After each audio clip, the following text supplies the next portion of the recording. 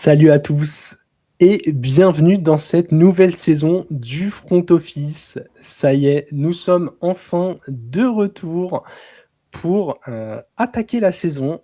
Et pour ce tout premier épisode, je suis avec Alexandre. Alexandre, comment ça va? Salut GG, salut tout le monde. Écoute, très content d'être là pour attaquer cette nouvelle saison. Écoute, nouvelle direction artistique aussi dans l'équipe. Un peu de remaniement, on a un peu rechargé les batteries. Ouais. Vraiment très content d'être là. On a eu une bonne pause, hein. Vraiment, on a eu le temps de se reposer un peu. On est parti en vacances, on a profité comme il fallait. Mais ça fait du bien un peu de reprendre la NFL parce que ça nous a manqué quand même. Ouais, on revient dans le timing des matchs de pré-saison, quoi. Voilà, vraiment, C'est ça. vraiment, on a poussé 14 juillet, 15 août, fallait pas nous parler, on n'était pas là. Non, on a quand même, on a bien bossé en coulisses, hein. Tu as parlé de la DA, bravo à Trey, vous pouvez le féliciter en commentaire, il a fait un boulot monstrueux encore. Vous allez voir Mm. tout au long de la saison, mais très très beau, très beau ce qui a été posé. Et donc épisode de pré-saison, on va en avoir 4. Voilà, 4 épisodes de pré-saison. Deux sur la même thématique. On va faire deux tier listes, une en NFC, une en AFC. On va un peu ranger les forces en présence. Et nous aurons deux autres épisodes, un avec 11 joueurs à suivre et 11 grandes questions pour attaquer la saison. Ces 4 épisodes, évidemment, avant le coup d'envoi de la saison. Et puis derrière, on reprendra quasiment les affaires courantes. On aura l'occasion d'ici là de vous reparler de tout ça. Alexandre, je te propose qu'on attaque directement dans le vif du sujet parce que comme tu l'as dit, on est content de retrouver la NFL. On est pressé d'en Ouais. parler. Et écoute, qui dit tier list dit quand même des petites choses intéressantes à faire. Il va falloir classer les équipes.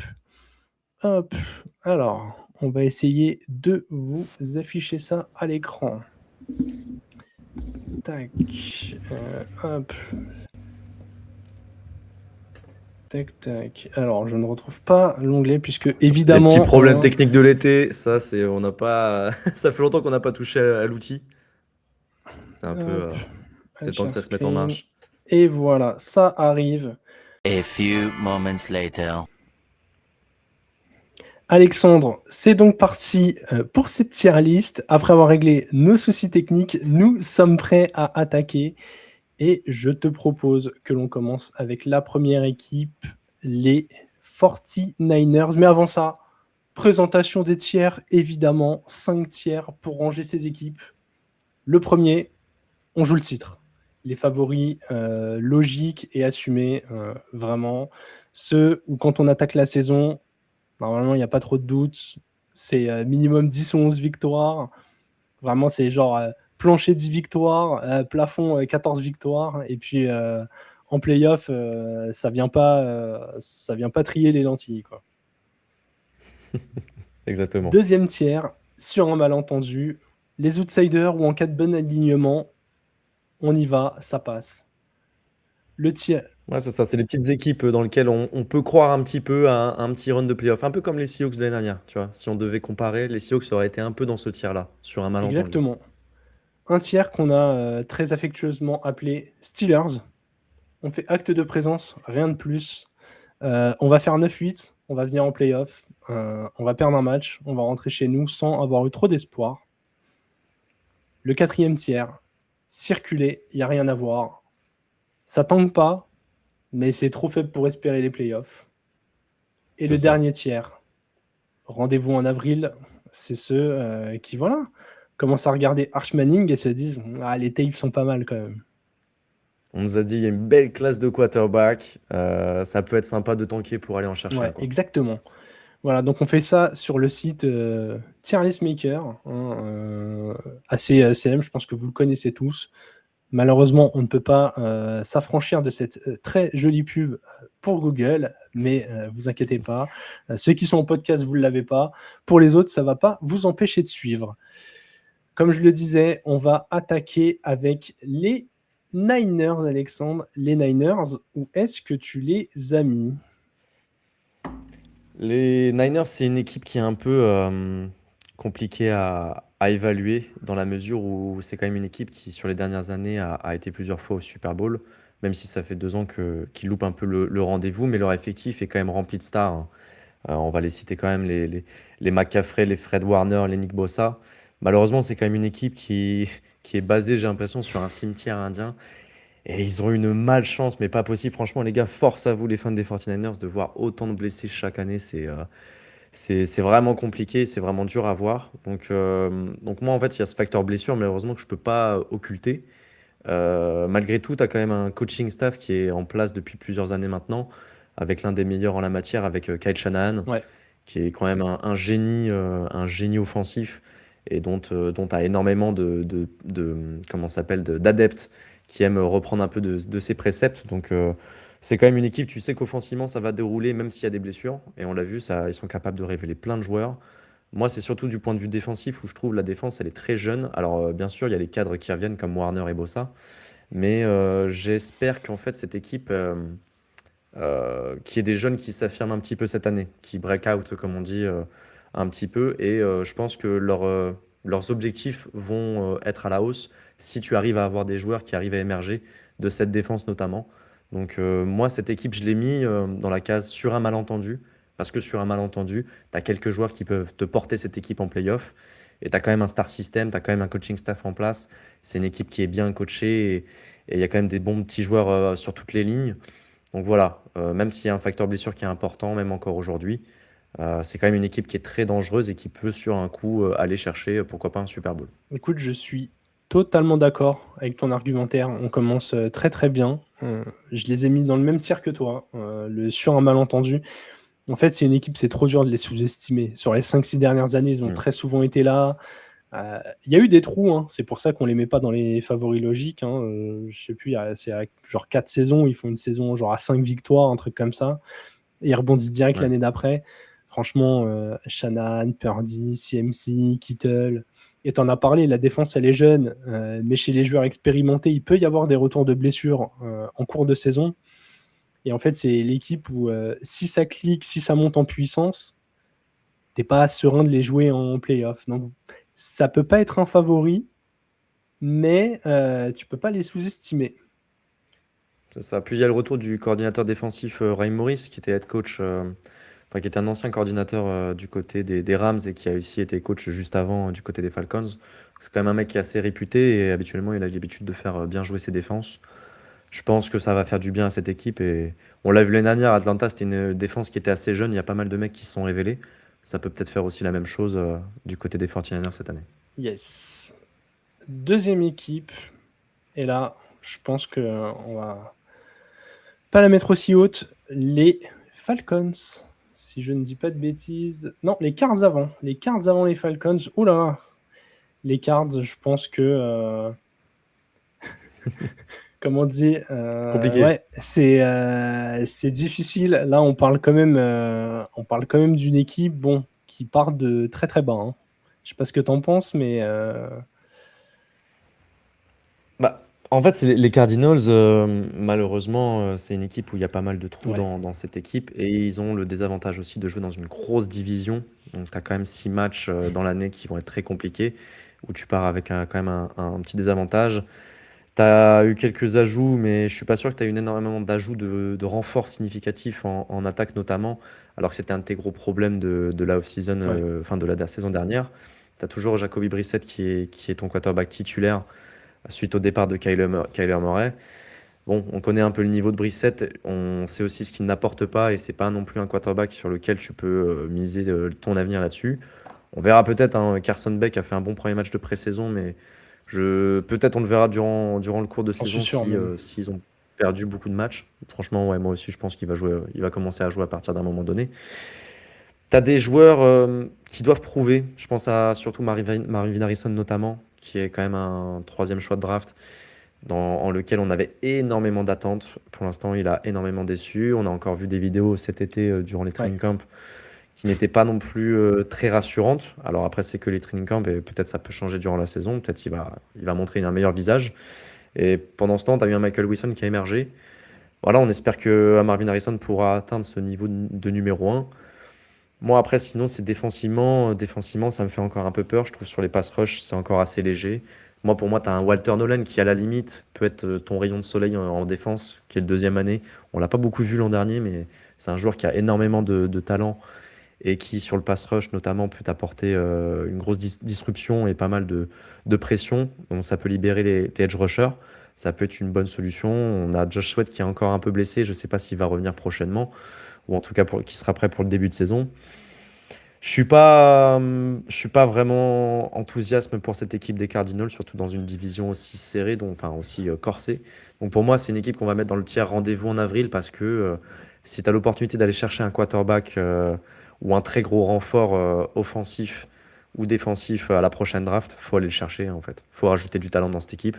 On n'en a pas parlé, mais il y a eu l'ajout de Jeremiah Love qui peut être ce running back, voilà, qui peut avoir un gros volume de jeu et qui peut être un vrai game changer. Mais la O-line, elle n'est pas encore au niveau, je trouve, pour lui permettre de s'exprimer totalement. Donc malheureusement, je pense que ça peut faire comme une Gentile l'année dernière, tu vois, avec les Raiders, J'allais faire qui a ce été pris. parallèle. J'allais dire, tu sais que là, les Cards, Je on pense, voilà, dirait tu les allais dire, Riders de l'année dernière. Genre, le c'est running ouais, back de talent clairement, de hein. ouf, le QB vétéran où tu sais que c'est pas l'avenir, mais qui va t'assurer le service minimum, le tight end C'est dominant, ça, le corps de receveur où tu as des doutes, la O-line pas encore prête, la défense avec des talents mais encore des trous. c'est Genre, ça, vraiment, hein. c'est les Riders de 2025, quoi. Ouais, non, mais exactement. Et puis donc bah voilà, je pense que pour moi, ça va être une équipe qui va viser la draft malheureusement l'année Bah prochaine. ouais, ouais. Bah, en fait, exactement comme les Riders, hein, et les Riders ont eu le premier choix, donc vous comprenez bien que nos amis les Piu Piu, rendez-vous en avril. Et là, Alexandre, je suis obligé de le dire directement, on arrive sur notre premier gros désaccord. On va parler des Falcons, Falcons qu'on n'a pas du tout mis dans la même catégorie, puisque, C'est vrai. écoute, je vais commencer. Je les ai mis dans le tiers Steelers, qui est quand même pas mal. Ça sous-entend qu'ils pourraient aller en playoff. En playoff En déjà. fait, j'ai mis une autre équipe de leur division ici, et pour moi, c'est un peu les deux équipes qui ont le plus de chances de gagner cette div. Et forcément, du coup, il y en aura une qui va se qualifier, hein, comme d'hab. La fameuse NFC Sud, hein, le premier qui peut être en 8-9, mais qui va en playoff. En fait, je trouve que les Falcons, ils ont fait quelques bons ajustements, que ce soit coaching staff, faire venir Tua. Je trouve que c'est pas une si mauvaise idée que ça quand on voit ce que donnait Michael Penix. Je pense qu'en fait, Tua, il va optimiser les armes offensives qui étaient là. C'est un joueur qui est arrivé à un stade où je pense il comprend ce dont il est capable, il comprend ses limites aussi.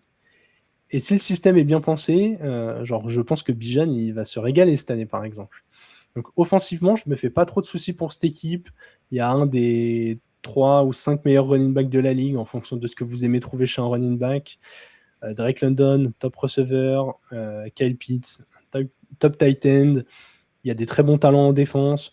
La O-line n'est pas si vilaine que ça. On est quand même dans une div qui est ultra ouverte. Donc voilà, je les ai mis dans Steelers. On fait acte de présence, rien de plus. On prend potentiellement la div. Ils seront à la lutte pour moi avec une autre équipe. Et s'ils prennent la div, bah derrière, ils vont se frotter à des équipes meilleures parce qu'en NFC, il y a quelques gros morceaux. Ouais, non, ça c'est sûr. Mais moi, en fait, je vois ta vision. J'ai ta vision. En fait, toi, tu crois en Tua, ce qui n'est pas mon Ouais. cas. Moi, je suis pas dans le train de Tua Tagovailoa. Voilà, j'ai abandonné un peu ce wagon depuis un bon moment. Et en fait, je pense que ça va se casser la gueule parce que j'ai toujours des doutes sur sa santé Ok. physique, sur le gabarit du joueur. J'ai jamais été trop fan des quarterbacks vraiment petits non plus. Et je trouve que son style de jeu est assez stéréotypé. Je sais pas si les offenses de Kevin Stefanski, euh, enfin si ça va fit véritablement avec ce que peut proposer Tua. Après, je suis d'accord, il y a un groupe de cibles. Il y a Bijan qui est un des top 3 running back NFL. Il n'y a pas de doute. Drake London est un top receveur NFL. Il y a un corps de receveur où il y a des jeunes. Donc, t'as drafté aussi également de ce côté-là.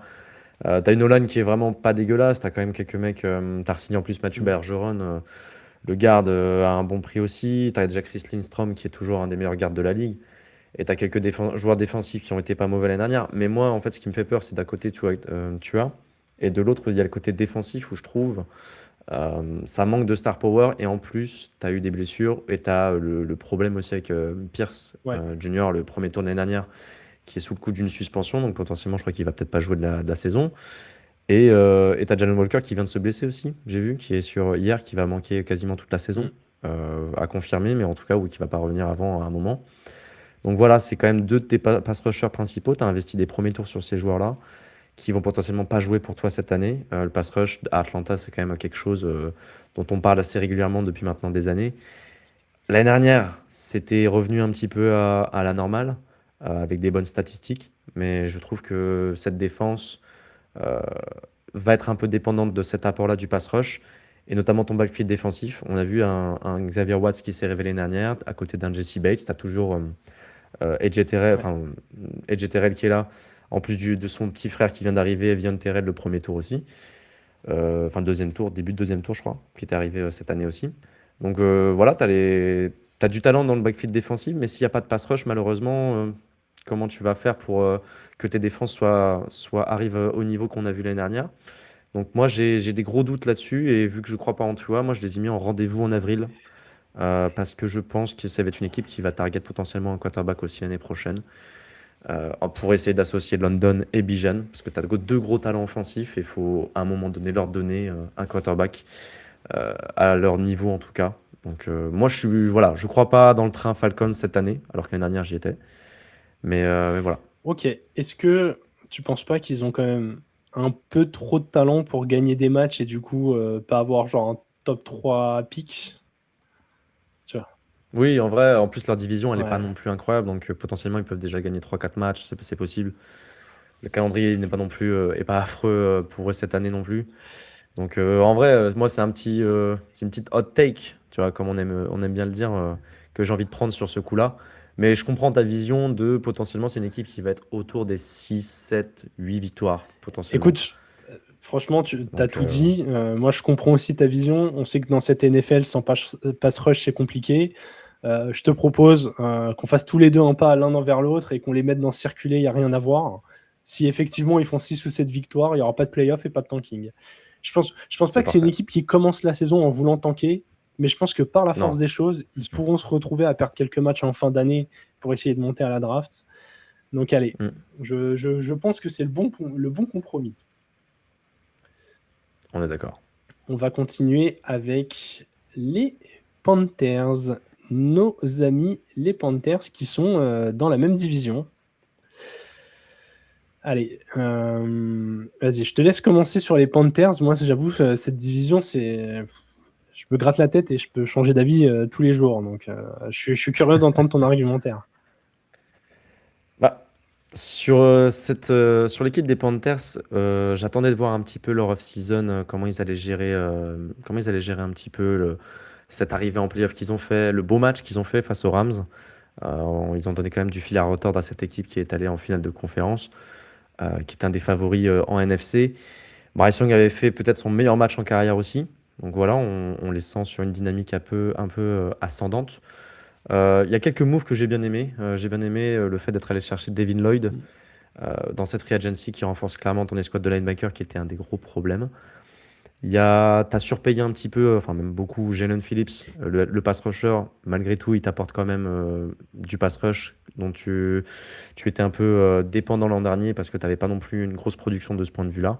Et ça pourrait aider notamment des joueurs comme Princely, Human Millen ou Nick Scotton, les rookies de l'an dernier.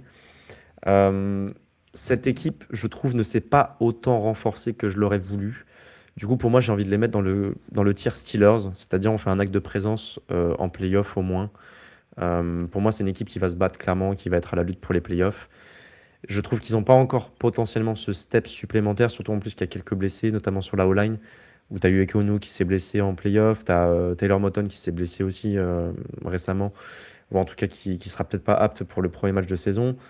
Alors oui, tu as mis un premier tour sur Monroe Freeling, à voir s'il sera prêt pour le tout début de saison. Euh, voilà, tu as eu quelques blessures durant ce training camp, durant l'off-season. Ça peut potentiellement mettre un coup au moral à cette équipe et ne pas les faire partir avec comment dire, la pente ascendante, sur la pente ascendante en tout cas que je les voyais partir à la fin du match contre les Rams. Donc moi, voilà, je les mets dans ce tiers-là. potentiellement, c'est une équipe qui peut se retrouver sur un malentendu. Je serais pas non plus Ah ouais, surpris. ok. Mais je la trouve encore un peu jeune. Je la trouve un peu jeune pour Ok, l'instant. toi tu tentes ce côté-là. Mais je la mets 3e tiers pour l'instant. Je trouve ça encore un peu jeune, quoi. Ok, écoute, moi je la mets dans circuler, il n'y a rien à voir. Ah, t'es Bah, méchant. en fait, il y a deux éléments qui me font les mettre ici, malgré la belle saison dernière. C'est que je trouve que dans la même div, d'autres équipes ont largement aussi bien travaillé. Et en vrai, la saison dernière, l'équipe qui gagne la div, ça se joue à rien, comme dans cette division, quand les Bucks ne la prennent pas sur les 5-6 dernières années. Mais voilà, je trouve qu'ils se sont potentiellement moins renforcés, soit sur le banc, soit dans le roster, que les Saints ou les Falcons. Et surtout, ils ont vécu une intersaison, enfin en tout cas un dernier mois et demi, où j'ai l'impression d'avoir vu des news de blessures de joueurs des Panthers tout le temps. Je passe le Ouais. bonjour à France, grand fan des Panthers, où je le voyais tweeter de façon dépitée. J'ai l'impression que les joueurs sont tombés comme des mouches. Alors, les gravités de blessures sont assez différentes d'un joueur à l'autre, hein, mais je trouve que c'est jamais bon signe avant d'attaquer une saison. Ouais. Et en fait, j'ai du mal à imaginer comment cette équipe fait un step en avant avec ce qui s'est passé à l'intersaison. Et en général, quand tu n'avances pas, tu finis un peu fatalement par reculer dans les sports américains. Et donc voilà, je l'ai mis dans circuler, il n'y a rien à voir. Je pense que pareil, c'est une équipe qui commence à avoir des éléments qui sont bien en place. Il y a des bons joueurs, mais je trouve que ça manque cruellement de talent. Vraiment, je vois pas tant que ça des joueurs qui font des grosses diffs. Tu vois, Macmillan, je suis pas sûr que ce soit un alpha receveur NFL. Ouais, il a fait une J'attends belle encore de saison quand voir. même. Ouais, il Belle a fait une belle saison. saison, mais écoute, moi je me demande encore si Cocker est pas le plus talentueux des deux. J'attends de voir sur les Ok. 3-4 prochaines années. Je défends énormément Bryce Young, mais est-ce que c'est un joueur qui t'emmène vraiment un jour au-dessus des 9 victoires? Je suis pas certain. Donc franchement, j'ai une vibe autour de cette équipe où, pareil, ils vont pas commencer la saison en voulant tanker. Je pense que c'est une équipe qui peut mal démarrer et faire un shift rapide pendant qu'un Bryce Young peut avoir encore de la valeur, par exemple. Ce serait pas la première fois qu'il est sur la sellette. Donc, Puis en plus, c'est une saison charnière pour lui. C'est sa dernière saison avant potentiellement ouais. une re-signature. Donc, Ouais. je pense que c'est aussi la saison de l'évaluation pour les Panthers Et, pour cette année. et ce qui est dur en plus dans cette div, je pense qu'on va être 100% d'accord là-dessus, mais il n'y a que le vainqueur de la div qui va aller en playoff. Je vous le dis tout de suite, il y a des divisions trop fortes en NFC. En Ah ouais. NFC Sud, il va y avoir une seule équipe en playoff. C'est une Déjà, take, je peux en la prendre NFC maintenant. West, potentiellement, t'en as 3 déjà. Donc, ça Ouais, t'enlève non, des mais places. c'est dingue. La NFC Nord, elle Ouais. est. NFC Nord, NFC West, déjà, c'est chaud. Elles NFC sont East, il y a du tankées monde. aussi. Franchement, la NFC Sud, c'est vrai que ça fait quelques années maintenant, c'est un peu compliqué. T'as que le vainqueur de div qui va en playoff et pas grand monde d'autre derrière. Alors, écoute, je te laisse trancher quand même. Si tu as envie de prendre une take dessus et qu'on les mette dans Steelers, on peut y aller, mais j'avoue que j'ai du mal à les monter en équipe playoffable, quoi. Moi, si tu veux, vas-y, je le prends pour celle-ci, parce que Franz, il serait d'accord avec moi. On le met dans le tier Steelers. Et sur le prochain, je te le laisse. Sur le prochain, Allez. je te laisse le veto dessus. Comme ça, on partage un peu équitablement. Franz, dis-nous en commentaire si tu les aurais mis là. À quel point tu crois en ton équipe ou pas. En vrai, Et je puis suis les autres fans curieux. des Panthers, soit dites-nous si vous êtes d'accord avec nous ou pas, hein. Si peut-être vous les mettez Yes. plus haut, hein, parce que défensivement, ils sont renforcés. Tu vois, l'année dernière, la défense a fait des bonnes choses. Et tu vois, Trevor Moring, il a apporté sur le backfield défensif. Tu as toujours du Jimmy Horn. Tu as une paire de cornerback qui a été super bonne. Enfin, non, franchement, tu as eu des bons points positifs défensivement. Et tu renforces avec un linebacker et un gros edge rusher. Potentiellement, ça peut prendre un next step et je serais pas surpris. Je pense qu'ils ont atteint leur plafond, moi, l'année dernière. Ok. Mais ça Vraiment, s'entend. Je peux l'entendre, hein. Je peux l'entendre. C'est si tu crois en Bryce Young ou pas. Ça s'entend. Écoute, on va passer à une autre équipe où le quarterback a parfois été discuté. On va parler des Bears. Et écoute, je prends la main là-dessus. J'ai mis les Bears dans On joue le titre. Voilà. Je le dis, je vais hyper les fans des Bears où ils vont peut-être se dire putain, il a jamais un bon pronostic, c'est la merde pour nous. Mais je m'explique. C'est un roster qui, pour la saison dernière, s'était renforcé de ouf. Déjà, le roster est solide. Je crois qu'ils font 11 victoires, si je dis pas de conneries, la saison dernière. N'hésitez pas à me corriger si je tape à côté. Malgré un Caleb Williams où je suis un des premiers sceptiques sur le joueur. Et là, on est en année 2 du projet Ben Johnson avec un an de plus de Caleb Williams, un roster où franchement, il y a de la continuité, coaching staff, de la continuité, plein de jeunes qui progressent. Moi, je vois une équipe qui vraiment a fait le travail comme il fallait, qu'on soit believer de Caleb Williams ou non. Ils ont construit un bon roster. Ils ont eu un énorme prospect QB rookie. Ils ont fait venir un coach capable de déployer du jeu de façon prouvée. Ils ont du talent des deux côtés du ballon. Ils s'inscrivent dans la continuité. Pour moi, ils sont pas sur un malentendu. En fait, presque le malentendu, c'est genre Caleb, est-ce qu'il est déjà à son plafond? Genre, je me dis, ça y est, en fait, là, le mec, progression logique, c'est le step d'après. Là, faut l'assumer à fond. On est là, on est fort, on y va, on joue le titre. Moi, je vais te dire pourquoi j'y crois pas. Parce qu'il est sur la cover de Madden. Tout simplement, t'as une malédiction. Ça va pas marcher. Désolé. Toujours les joueurs, quand ils sont sur la cover de Madden, juste après, la saison d'après, ils font pas une grosse saison. Donc moi, je les mets sur un malentendu. Mais je peux comprendre la hype. C'est quand même une équipe qui a un bon un corps de receveur, pardon. Ouais. Même s'ils perdent DJ Moore, je pense qu'un Luther Burden peut clairement prendre ce next step en tant que potentiellement receveur numéro 1, même si tu as un Coston Loveland aussi qui, je pense, peut être aussi une grosse... en tout cas, peut prendre une grosse part dans cette offense. Odunze aussi. Je crois un peu moins en Douzé comparé aux Je deux suis autres. d'accord. Mais Ouais. tu vois, Loveland, par exemple, je trouve il fait une fin de saison dernière complètement De folle, ouf. même notamment en playoff. Il est monstrueux. Enfin, franchement, sur la fin de saison, il est... Et là, tu regardes en fantasy notamment, il part mais très très tôt, hein, quasiment pas loin au niveau des top 4 tight ends, je crois, hein. Donc Ouais. non, franchement, cette année, il est prêt pour un big jump. Tu as quand même une O-line qui est quand même bonne. Joe Thuney est toujours un des meilleurs gardes. Darnell Wright a été re-signé en plus, qui est très bon sur le run block aussi également. Donc franchement, tu as quand même quelques bonnes cibles. Tu as Ben Johnson qui pour moi est un des meilleurs coachs NFL, tout simplement. Je pense que les Bears ont fait jackpot sur lui. Pour moi, c'est potentiellement du même acabit qu'on pourra avoir avec des McVay, des Kai Shanahan. L'avenir nous le dira, mais en tout cas, moi, j'y crois. Et je pense que les Bears vont être une équipe compétitive, quoi qu'il arrive, avec un coach comme Ben Johnson, parce que c'est le genre de mec offensivement où tu sais que ces équipes vont fonctionner forcément offensivement. Un Caleb Williams, il n'est même pas incroyable l'année dernière, pourtant, il arrive à emmener cette équipe en playoff. Et on sait que c'est un joueur qui a du talent, mais cette équipe, tu regardes leur paire de running back, c'est pas une paire qui est incroyable sur le papier. Pourtant, c'est une équipe qui arrive à courir, qui arrive à maintenir de la pression sur les défenses adverses. Donc franchement, c'est une équipe qui est très dangereuse. Je pense que le facteur risque de cette équipe était un peu en défense. Je trouve ça manque de stars, ça manque de... Tu vois, Jalen Johnson était un peu le joueur référence de cette défense. Il n'a pas beaucoup joué l'an dernier, si je ne m'abuse. Il revenait de blessure. Là, en plus, tu as signé Kobe Bryant, le safety des Seahawks, malheureusement, qui s'est blessé, qui reviendra peut-être potentiellement pour la fin de saison, mais c'est même pas sûr.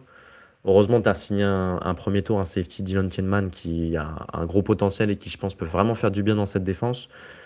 Mais je pense que le facteur X, deux facteurs X, tu vois, ce serait le pass rush. Vraiment, le front fort, je suis un peu...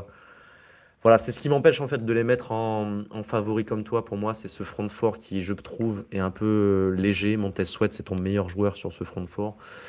C'est pas non plus ce qui me rassure le plus. T'as pas non plus une profondeur incroyable sur ces positions-là de defensive tackle et de pass rusher. Donc, faut qu'il y ait des mecs qui prennent un next step.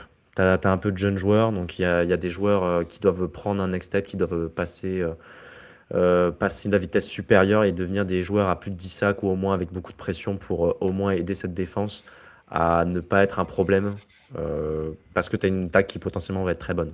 Donc moi, vraiment, je les ai mis sur un malentendu. Après, voilà, je te laisse trancher, pardon. Vu que j'ai pu mettre les Panthers dans la 3e catégorie juste avant, sur les Bears, je te laisse la main. Non, j'ai des combats plus acharnés que ça. Rien que mon léger scepticisme sur Caleb Williams fait que je peux entendre le côté sur un malentendu. J'ai d'autres combats que j'ai envie de mener aujourd'hui. Okay. Désolé les Bears. Ce sera pas pour vous que je vais me battre. Mais en tout cas, on croit quand même fort en eux. Hein. Oui, je veux dire, oui. déjà dire qu'ils sont dans la div où ils sont, dire qu'ils sont dans les gros outsiders parce que toi tu les mets là et moi je les mets dans les favoris, donc voilà, on est quand même vachement haut sur eux. Clairement. C'est déjà que le projet avance bien. Prochaine équipe, on va parler des Cowboys. Écoute, les Cowboys, je crois que nous les avons mis dans le même tiers, un tiers qui va bien se remplir, puisqu'on les a aussi mis dans le sur un malentendu. Écoute, je suis presque surpris qu'on les ait mis tous les deux là. Je pensais que l'un de nous deux se dirait peut-être, ouais, vas-y, cette équipe, c'est bon, il y en a marre. Mais en fait, moi, je suis un believer. Les gens qui nous suivent depuis longtemps le savent, mais il y a 3 saisons, j'ai pronostiqué un Dak Prescott MVP. Donc voilà, Oui. c'est pour vous dire à quel point. Et pourtant, c'est un quarterback que j'aime pas spécialement parce que je pense qu'en playoff, il a du mal à te faire gagner, mais je pense qu'en saison régulière, le mec t'a sur un plancher exceptionnel. L'année dernière, c'était, je pense, on peut le dire sans problème, une des 5 meilleures attaques de la ligue. Par contre, c'était aussi une des 5 pires défenses. Et je pense que dans ce marasme un peu complet, très déséquilibré, qui était très frustrant pour les fans des Cowboys, si mes souvenirs sont bons, ils gagnent genre quand même 7 matchs. Franchement, avec les renforts qu'ils ont eu sur la défense, moi je trouve que ça fait partie des équipes dangereuses où je me dis, bah ok, tu rajoutes quelques joueurs de talent en défense, l'attaque elle déroule tout le temps. Si ça s'aligne bien, bah sur un match, ça peut tabasser du monde. Donc forcément, ça va sur un malentendu. Ouais, non, très clairement. Et moi, je vais même aller un peu plus loin. Pour moi, c'est une équipe qui vraiment était pas loin du tiers juste au-dessus. Parce que moi, j'y crois beaucoup à ces Cowboys-là. J'aime beaucoup ce qui a été fait sur les dernières intersaisons et notamment et sur le marché comment ça s'appelle, des trades, pardon. Ils ont tradé Micah Parsons. Alors oui, ça a été critiqué et à juste titre. Mais quand je vois ce qui a été fait suite à ce trade-là, je trouve qu'ils ont bien rebondi quand même. Tu vas chercher un Quinnen Williams qui est un top defensive tackle dans la ligue. Franchement, il est déjà top 3 le mec. Quand il est en pleine santé, c'est assez monstrueux. Vraiment ton front seven est quand même assez dominant. Et je trouve que ce qui a été fait en défense sur cette free agency, pour moi, sécurise un petit peu ce statut à Dallas aujourd'hui, d'une équipe qui va être très chiante à jouer. Minimum plancher 10 victoires pour moi. L'effectif est... Franchement, il y a du talent sur toutes les lignes. Là, je regarde la défense, tu vois, mais même sur les corps de pass rusher, où c'est peut-être la question qu'on avait avec Micah Parsons, bah, tu as quand même des joueurs comme Ogbonia, comme Ezer Waku, Malakai Lawrence, le premier tour que tu as chopé l'année dernière. Tu vas me chercher en plus sur les squads de linebacker, Andy Winters, qui a fait des belles choses l'année dernière du côté des 49ers.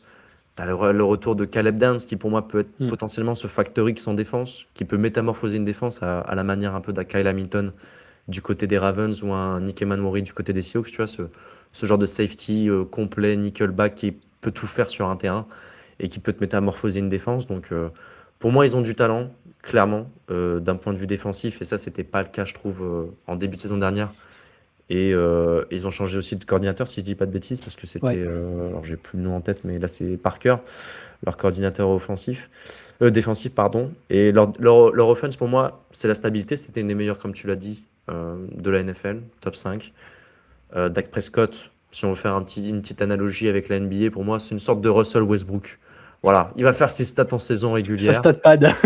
C'est le petit stat pad comme on aime. Voilà, pour la légende de Russell qui vient d'annoncer sa retraite aujourd'hui. On l'embrasse bien évidemment. Mais voilà, Dak Prescott, tu sais qu'il va faire ses bonnes stats de saison régulière. Il va donner à manger à Pickens, à Lem. Pickens qui a fait une saison monstrueuse l'année dernière. Tu as toujours du Jake Ferguson. Tu as toujours les 3 Tyler qui sont là sur la O-line aussi, qui peuvent t'apporter également et qui sont jeunes encore. Donc ils vont progresser au fur et à mesure. Même si Tyler Guyton, faudrait se réveiller un petit peu parce que c'est peut-être le point faible de cette O-line. Mais voilà, il y a du talent partout. Du talent sur toutes les lignes. Et tu as un quarterback expérimenté qui potentiellement peut être dans la course MVP. Il l'a déjà été dans le passé. Pourquoi pas cette année également. Donc moi, je les mets sur un malentendu. Mais vraiment, c'était une équipe qui était vraiment pas loin d'être dans les favoris.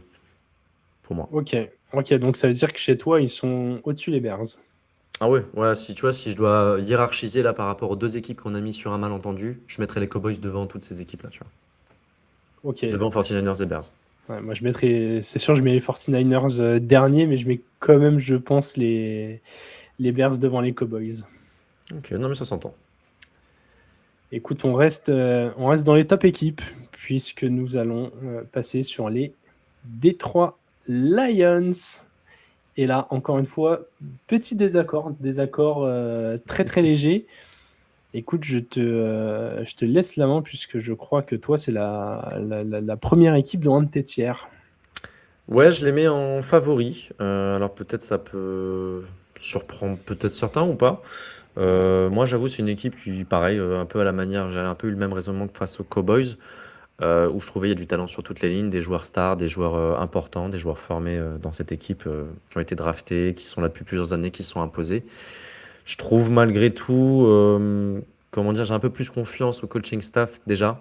Dan Campbell me rassure un peu plus que Schottenheimer.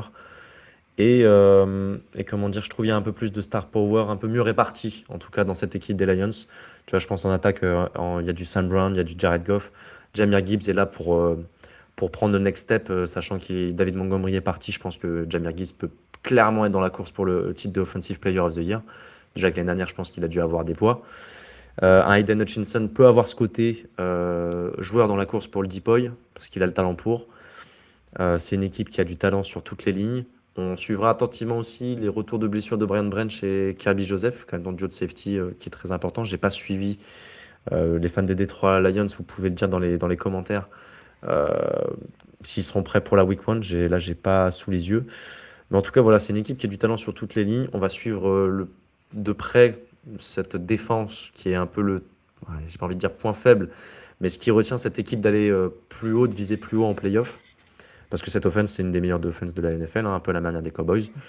Mais je pense que le plafond défensif de cette équipe, pour moi, est un peu plus fort que du côté des Cowboys. C'est pour ça que je les mets en favori.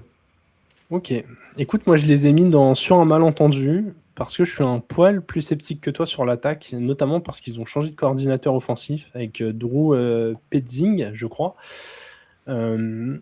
qui, sur ce que j'ai lu à droite à gauche, est pas non plus le plus grand génie offensif qu'a pu voir la NFL. Donc il y a déjà ce détail-là. Je sais pas s'il va appeler tous les jeux et à quel point il va avoir de l'impact, mais quand même, je suis pas fan non plus genre du départ de David Montgomery remplacé par Isaiah Pacheco. Tu vois, c'est le genre de mec. Oui, il y a Jahmyr Gibbs devant. Mais en fait, tu étais content d'avoir ce duo qui se relayait, qui s'entendait bien, et maintenant c'est pas mal. Pareil, en défense, ils perdent Anzalone, je crois, et Ouais. pareil, c'est pas le taulier de la défense, mais en fait, je trouve que c'était vachement un joueur qui représentait un peu l'ADN de cette équipe. Et voilà, il y a eu 2-3 moves comme ça où je suis pas totalement fan, et ceux qui nous suivent depuis plusieurs années le savent, mais je suis particulièrement attentif à la continuité d'une saison à l'autre. Et là, bon, voilà, ils n'ont pas tout révolutionné non plus, mais les petits changements qu'il y a eu sont pour moi des changements pas totalement positifs. Donc j'avais du mal à les mettre dans les gros favoris, sachant que j'ai fait cet honneur aux Bears, mais j'ai pas 50 équipes là-haut, quoi. Je me dis, les équipes qui jouent le titre, il peut pas y en avoir 10. Ouais, j'y m'étonne. Du Non, coup, mais il moi, je nous comprends, faut ouais. il nous faut trancher. Est-ce qu'on leur donne l'honneur de monter tout là-haut en premier, ou Moi, en vrai, je peux te l'accepter, le sur un malentendu. Pour moi, ils ouais, étaient déjà pas si loin du niveau que j'avais mis des Cowboys qu'on a mis sur un malentendu, donc je peux te l'accepter qu'on les met en sur un malentendu. mais je suis d'accord, il y a un paquet d'équipes là, Bears, Cowboys, Lions, où tu vois, j'en reviens presque à regretter d'avoir mis les Niners aussi haut, quoi. Vraiment. Ils vont pas être contents, les fans des Niners. Non, mais Ils vont ce nous qu'ils nous attraper à font la sortie. quand même. Ah là là. On va enchaîner dans la div avec les Packers. Nouvelle équipe après les Bears et les Lions de cette même division. Et les Packers, hop, je regarde où est-ce qu'on les a mis tous les deux. Écoute, on n'est pas si loin, mais on est encore pas d'accord. C'est bien, c'est bien. Ça fait des échanges là. Ouais, non mais oui, il y a de la discussion. Écoute, je commence sur celle-ci. Je les ai Vas-y. mis dans circuler, il n'y a rien à voir. C'est peut-être un peu dur, mais il y a une équipe dans cette div qui va devoir finir dernière. Et malheureusement, pour moi, ce sera les Packers. Avec notre discussion, vous comprenez que je ne mets pas les Vikings derniers de cette div. Ce sera les Packers. Là, vous voyez aussi qu'on imagine une division quand même relevée. Donc, pas si simple d'aller gagner des matchs là-dedans. Ils ont quand même perdu des cibles. Ils ont perdu Romeo Doubs, notamment, et ils ont perdu un autre joueur. J'ai plus en tête. Mais dans mes souvenirs, il y avait... Dontavion Wicks, Voilà, Wicks. parti aux Eagles, je crois.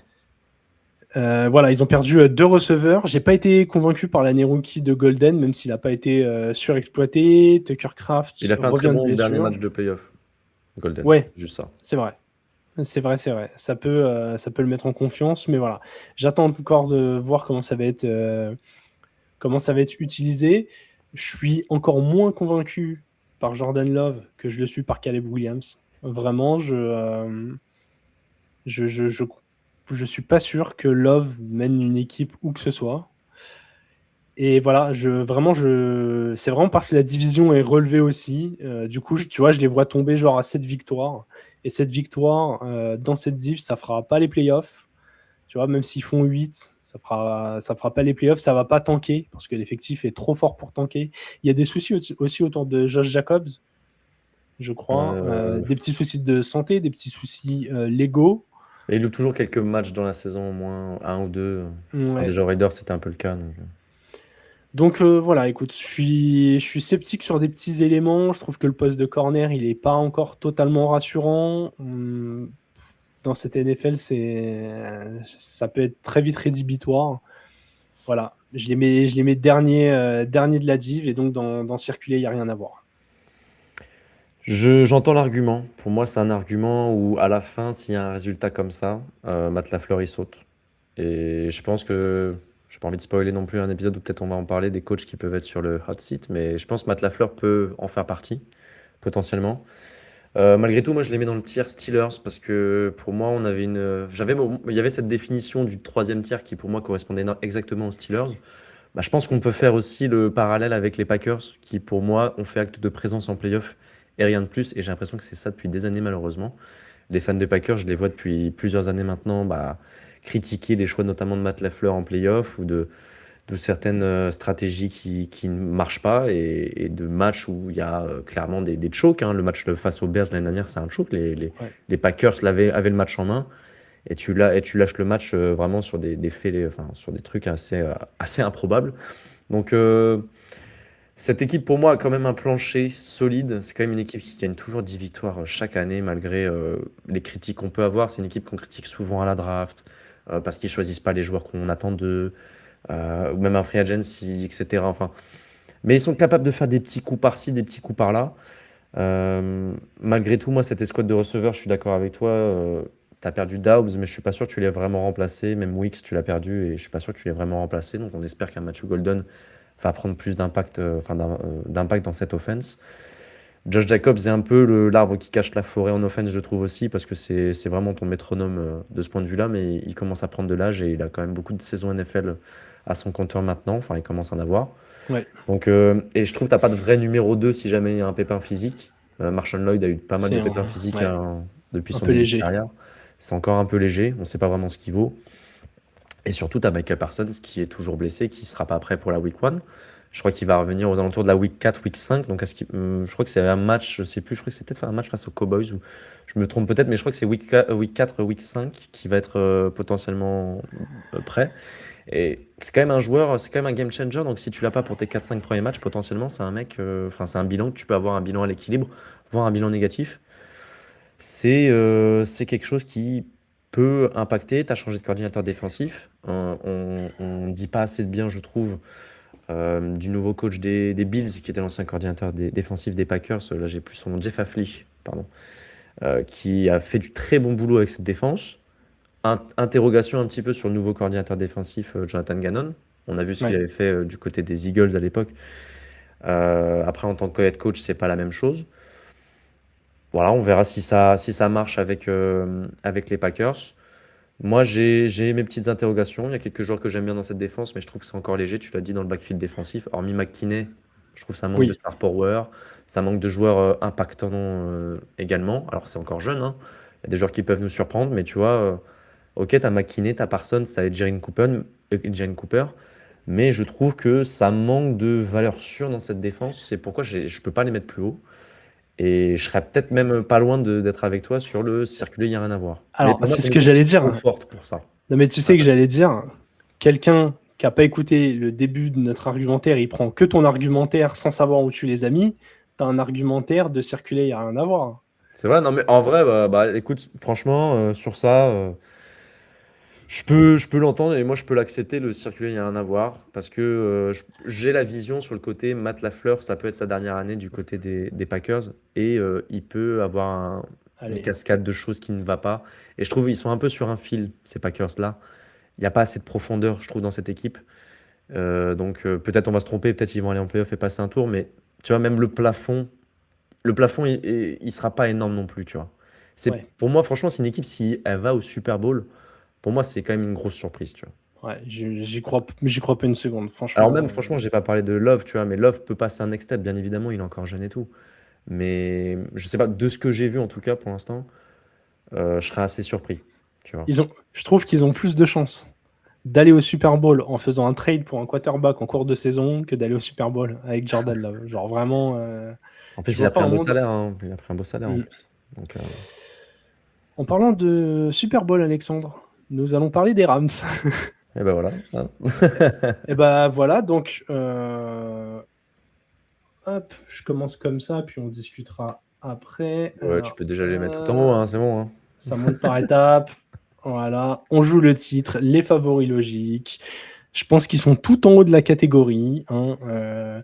Très clairement, ils sont pas champions en titre, mais ça date d'il n'y a pas si longtemps, hein. Très clairement. C'était la saison d'avant. Oui, c'était il y a 2 ans. Non, J'oublie pas de champion pied il y a 3 ans.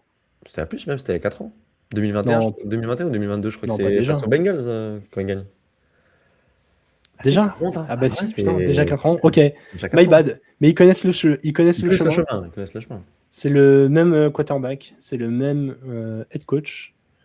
Oh, franchement, au niveau des receveurs, globalement, par rapport à il y a 4 ans, ils ont tradé un Cooper Cup pour un Pukanakwa, hein. C'est Davante Adams qui est pas dégueulasse, quoi. Voilà, qui traîne toujours dans le coin. Kyren Williams, running back très sous-estimé, et en plus de ça, il est doublé avec Blake Corum. Une O-line qui est peut-être pas top 3 ou top 5 escouade de la ligue, mais qui est quand même solide et qui lui permet de courir. Une défense, s'il vous plaît. Je rappelle, move de l'intersaison, et ils font venir Myles Garrett. Voilà. Et peut-être qu'Aaron Donald va rechausser les crampons. On sait Et il pas. lâche Jared Verse en échange de Myles Garrett, hein. Donc il Ouais. perd Verse quand même. Ouais, mais voilà. Mais bon, ça va. T'es gagnant quand même dans le trade, je pense. Voilà. Quand même, poste de cornerback, ils ont bougé aussi. Ils sont allés chercher McDuffie chez les Chiefs. Non, franchement, Petit joueur sympa. petit joueur sympa. Franchement, qui connaît aussi le chemin pour le titre. Allez, on va dire, on doit mettre un tout petit bémol, c'est que Matthew Stafford a 1 an de plus. Ouais. Voilà, point, c'est Ouais, tout. c'est ça. Franchement, et encore, les mecs, bon, je dis pas qu'ils gagnent avec un rookie, mais ils ont pris un rookie au premier tour. Parce que ça anticipe déjà. Ouais, qui a le temps d'apprendre et tout, mais non, franchement, les Rams, ça bosse trop. Ils sont flippants. Sur le papier, ils sont effrayants. Là, ils avaient l'avantage d'avoir ce premier tour qui appartenait aux Falcons, hein, si je dis pas de bêtises, de l'année dernière, quand les Falcons étaient montés pour aller chercher James Pierce. Donc ils avaient 2 premiers tours cette année. Je trouve que c'est malin ce qu'ils ont fait. C'était pas une draft qui était très profonde. Ils vont chercher un McDuffie avec la fin de premier tour qu'ils avaient en échange aux Chiefs.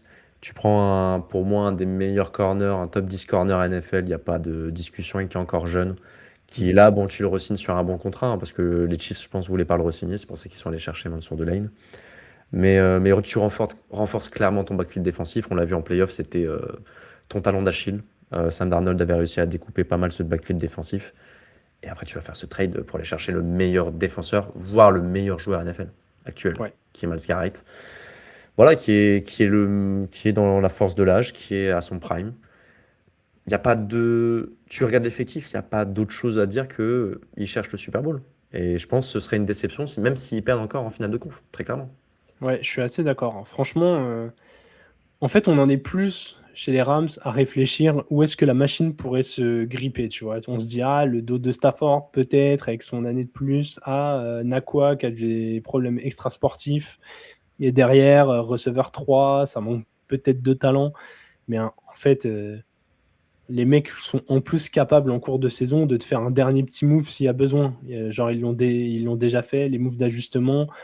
Quand on est sur une fenêtre comme celle que les Rams ont et qu'ils essayent d'entretenir, tu peux sacrifier ton avenir. Ils avaient fait un all-in pour gagner un titre lors du trade entre Goff et Stafford. Ça a fonctionné. Là, ils ont mis très cher pour Garrett et je pense que ils ont déjà essayé d'anticiper l'avenir avec Simpson et du coup, ils peuvent se permettre de prendre encore d'autres risques s'il y a besoin d'un ajustement en cours de saison. Puis Dan Donald peut arriver à tout moment. T'aurais une position de defensive tackle, mais attends, je te dis les blazes, hein. Kobe Turner, qui est quand même un sous-côté, je pense, qui est pas loin du top 10 à sa position. Un Braden Fiske, qui est quand même un jeune joueur, mais qui apporte Qui est de la solide. pression. Poona Ford pour ton nose tackle ultra solide, quand même, vétéran et tout. Tu rajoutes à ça un petit Aaron Donald. Alors, ouais, ça fait 3 ans qu'il a pas joué, mais je pense que ça va, il a quand même encore des beaux restes. Et sur quelques packages, je pense qu'il peut t'apporter. Mais bon, voilà. Et à côté de ça, sur les côtés, tu as du Byron Young et du Myles Garrett. Bon courage aux offensive linemen NFL. Ça va être beau à voir. Je pense que Donald, tu lui fais jouer 35% des snaps, genre il en joue 1 sur 3. Et Il même te fait quand même 10%, une... 15% des snaps, il te fait 5-6 sacs dans la saison. Mais oui, je suis Je d'accord. te jure. Les mecs, tu le mets sur... En fait, il y a tellement de menaces qu'au bout d'un moment, tu vas te prendre le front 7 dans la gueule. Myles Garrett, t'es obligé de le double team, donc à un moment donné, Ouais, on va pas pouvoir double team tout le monde. je te jure. Ouais, non, très clairement, Ouais, les ils sont Rams, flippants. là, et puis, enfin, en tout cas, moi, en NFC, je les mets vraiment tout en haut de la pyramide, quoi. Si on était sur une pyramide plus qu'entière. Puis on n'en parle pas assez aussi, mais tu vois, il y a Sean McVay aussi, donc à un moment donné, tu as un des meilleurs coachs NFL. Ouais. Ça va utiliser beaucoup de tight end aussi, donc ça va jouer physique. C'est ça aussi une des forces de cette équipe, c'est qu'elle est capable de jouer physique. Tu as 4 tight ends qui potentiellement peuvent être des joueurs qui se révèlent cette année, tu vois. C'est tous à peu près, je trouve, dans un même range. Mais tu as une variété de profils qui est vraiment intéressante. Et tu as surtout, tu as aussi Puka Nacua, qui est un des meilleurs receveurs NFL. Davante Adams, qui a attrapé 13 ou 14 touchdowns l'année dernière, c'était le leader en NFL. Enfin voilà, en fait, toutes les cases quasiment sont cochées pour aller au Super Bowl. Maintenant, il n'y a plus qu'à y aller, quoi. Exactement. Alexandre, dernière équipe de NFC Nord. Division, comme on l'a dit et répété, assez stack. Les Vikings.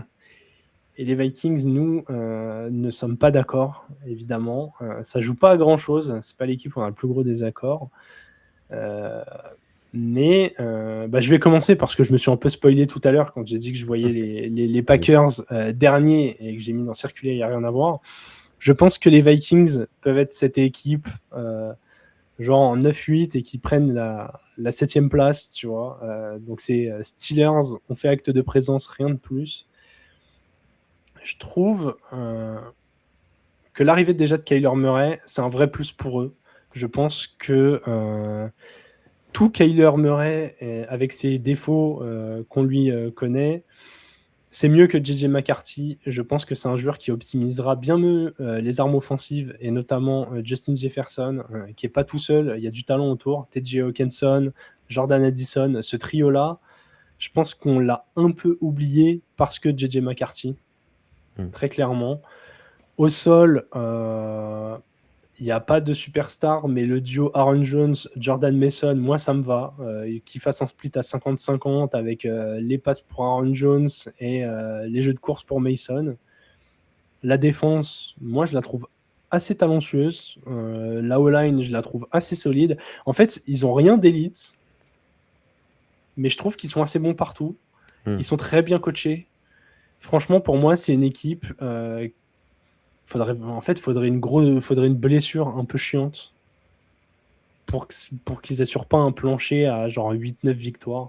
Ouais. En fait, je les vois avec un plancher solide, mais un plafond pas très haut, tu vois, genre entre 8 et 10, se qualifier 5, 6 ou 7, et perdre contre une équipe meilleure avec des plus grosses ambitions, premier tour des playoffs. Autant j'ai des équipes Tu vois, demain, tu me dis en fait, les Cowboys, ils se sont mis, ou les Niners, ils se sont mis la tête à l'envers, ils font 6 victoires, ou à l'inverse, tout a cliqué, ils font 13. Je te dis, ok. Les Vikings, je les vois vraiment dans un range 8-10, quoi. J'ai ta vision, parce qu'en fait, toi, tu crois en Kyler. Oui, Et je bien pense que sûr. ça va faire un peu le même schéma qu'on a eu sur les Falcons, où tu croyais en Tua et moi, je croyais pas en Tua. Moi, je suis moins fan que toi sur Kyler. Je peux l'entendre que ça peut être un joueur qui peut faire un comeback et qui peut montrer le talent qu'on avait vu en lui. Malgré tout, j'ai l'impression quand même que pour moi, sa chance est passée. Et alors, ouais, il peut faire une bonne saison et tout, mais je sais même pas s'il va s'inscrire dans la durée avec cette équipe-là ou pas, parce qu'il est là pour une saison, donc peut-être ça peut Ouais. faire une année one and done et il s'en va, tu vois. Et alors oui, tu as cette défense qui a toujours, toujours t'as un coordinateur défensif avec Brian Flores qui est toujours un des meilleurs à son poste, hein, très clairement, le meilleur peut-être coordinateur défensif NFL, et qui arrive à faire un peu d'une défense censée être mid à une très très bonne défense. Je trouve que ça manque quand même de star power dans cette défense, donc peut-être c'est ça cette limite qu'on peut avoir. Et cette offense, pour moi, bah voilà, ça va être vraiment Kyler Murray, c'est peut-être le facteur X vraiment de cette équipe des Vikings. Et moi, si je suis moins dedans, c'est pour ça que je les avais mis un peu dans le tiers circuler, il n'y a rien à voir, parce que j'y croyais pas des masses. Et j'avais l'impression que ça pouvait finir un peu comme l'année dernière, où c'est une saison où tu peux gagner quelques matchs, quelques belles victoires, mais dans l'ensemble, dans la continuité d'une saison, il y a des irrégularités. Et je trouve Kyler Murray, c'est ce à quoi il nous a habitués depuis maintenant plusieurs années, ces irrégularités. Et j'y crois pas des masses, mais en vrai, je peux te l'accorder sur celui-là, le Vikings, qu'on peut le mettre dans le tiers au-dessus, dans le tiers Steelers. Euh, je vais pas me battre là-dessus, parce que j'ai la vision sur le côté, si tu crois en Kyler, là tout de suite les choses peuvent se décanter assez rapidement, tu as quand même un plancher, tu as des joueurs solides, tu vas pas repartir sur un rebuild ou quoi que ce soit, enfin tu as des joueurs, tu as des superstars avec Jefferson, tu as une O-line qui est plutôt solide, tu as un bon coaching staff en règle générale, donc tu as quand même des bases saines sur lesquelles travailler. Je trouve juste le côté plafond de cette équipe me dérange un peu. C'est pour ça que j'étais un peu en mode, je trouve que ça peut être une saison un peu de transition en attendant d'avoir mieux l'année prochaine.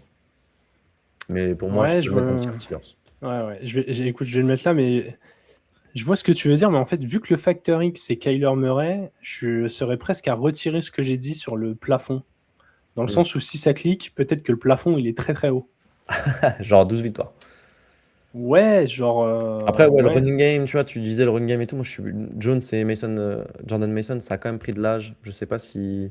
Tu vois, ça peut être un talent d'Achille au fur et à mesure de la saison. On peut se dire, tu sais, fin de saison prochaine, on peut se dire, oula, running back, va falloir y penser très fort, tu vois, à Ouais. le remplacer. Et bon, je Ouais, sais comme pas. En plus, il. à la draft, tu prends un premier tour, Callum Banks, qui a des soucis de santé un peu au niveau du pied. Je sais pas, on verra si. Bon, normalement, je pense qu'il devrait être prêt pour la première semaine, mais c'est un joueur qui a eu quand même des soucis de santé à l'université, donc ce sera à suivre. Et tu avais des joueurs qui étaient potentiellement un peu plus safe à prendre. On verra. Donc c'est un petit risque qu'ils ont pris durant cette draft. Mais non, on verra. Ça peut être une équipe sympa à suivre. Mais comme tu dis, bah, Kyler Murray, c'est sa saison. C'est la saison de. C'est clairement sa saison où il doit se relancer. Parce que là, il a un contrat à aller chercher. Ouais. Équipe suivante, Alexandre. Les Saints. Et je spoil un petit peu, mais c'est drôle. On les a répartis tous les deux exactement comme les Vikings. Je suis curieux de savoir ce qui te fait tiquer côté Saints. Pourquoi tu les mets dans circuler, il n'y a rien à voir. Pas encore prêt. Trop jeune. Je pense que c'est une équipe qui va dans la bonne direction. J'aime bien ce qui a été fait cet été. Tu vas chercher un Jordan Tyson en wide receiver aux côtés de Olave, donc avec ton premier tour, ce qui est très bien. C'est un joueur que j'apprécie. Je pense que c'est un mec qui peut clairement prendre une grosse dimension dans cette NFL. Malgré tout, il va falloir surveiller quand même les pépins physiques parce que c'est un joueur qui a eu des soucis de santé chaque année en université. Donc ça, ce sera quand même à regarder. Tu prends un Travis Etienne en running back, ce qui est pas mal. Ça va augmenter un petit peu le plafond de ton run game. Et David Edwards aussi sur la O-line, parfait. Ça renforce ton escouade qui est quand même jeune. Donc tu prends un vétéran qui était dans une des meilleures O-line du pays avec celle des Bids. Donc tu renforces cette escouade, ce qui est pas mal. Donc non, franchement, j'aime bien ce qui est fait. Par contre, toujours le problème pour moi, c'est cette défense. Cette défense, je la trouve très limitée.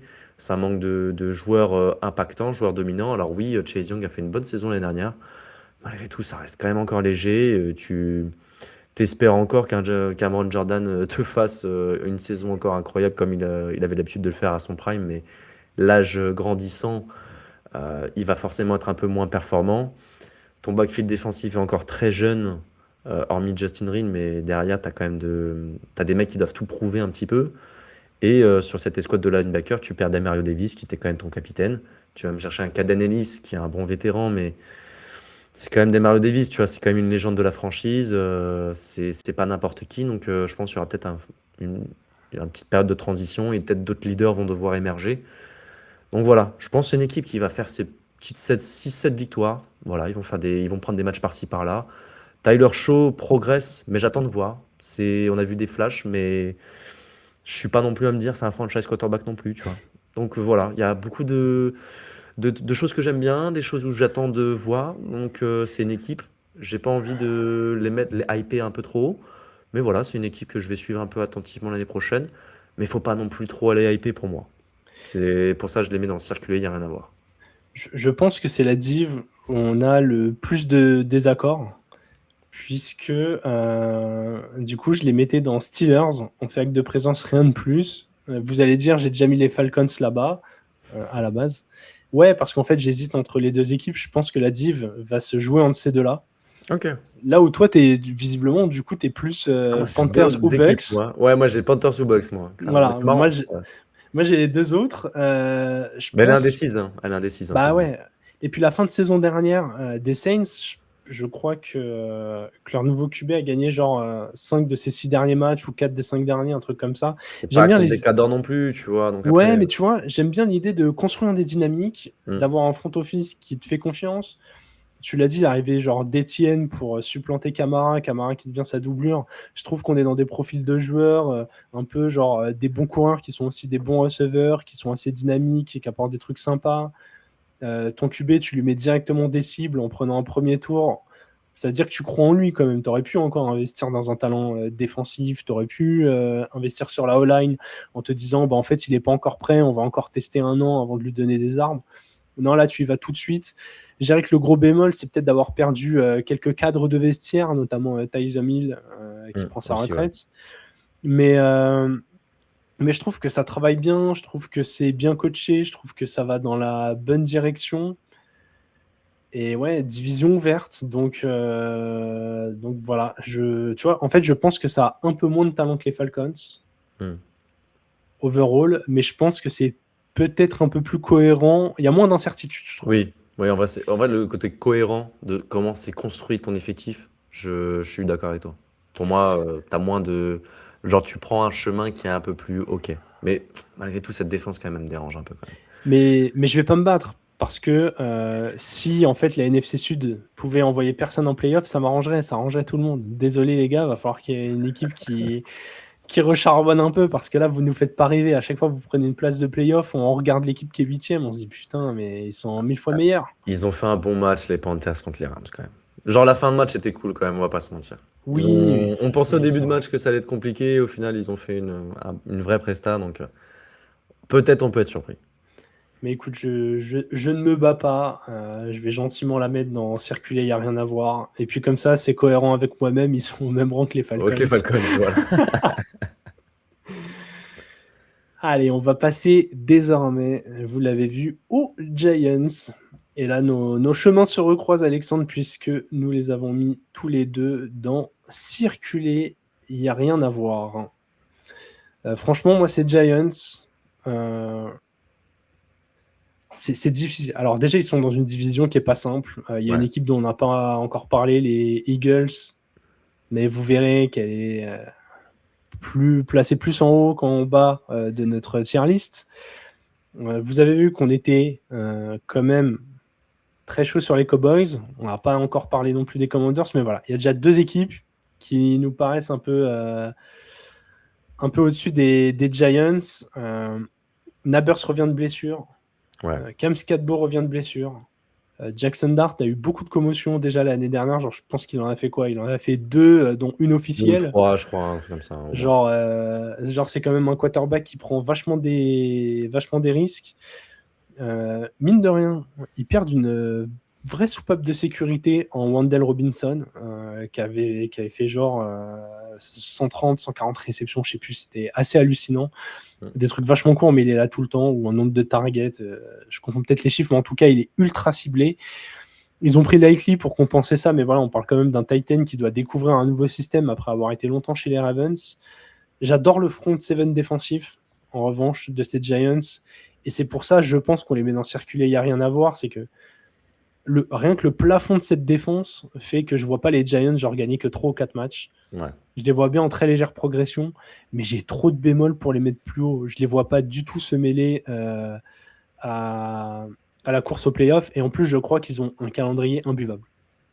Bah, c'est ça, je pense que ouais, tu croises avec des grosses divisions et en plus t'as la tienne qui est déjà compliquée.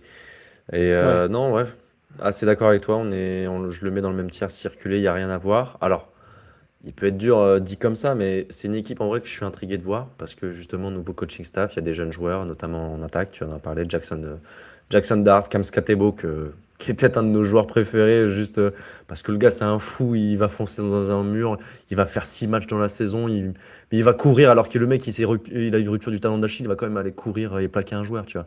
Donc le mec, c'est un taré, mais t'as envie de le suivre, c'est ce genre de joueur-là.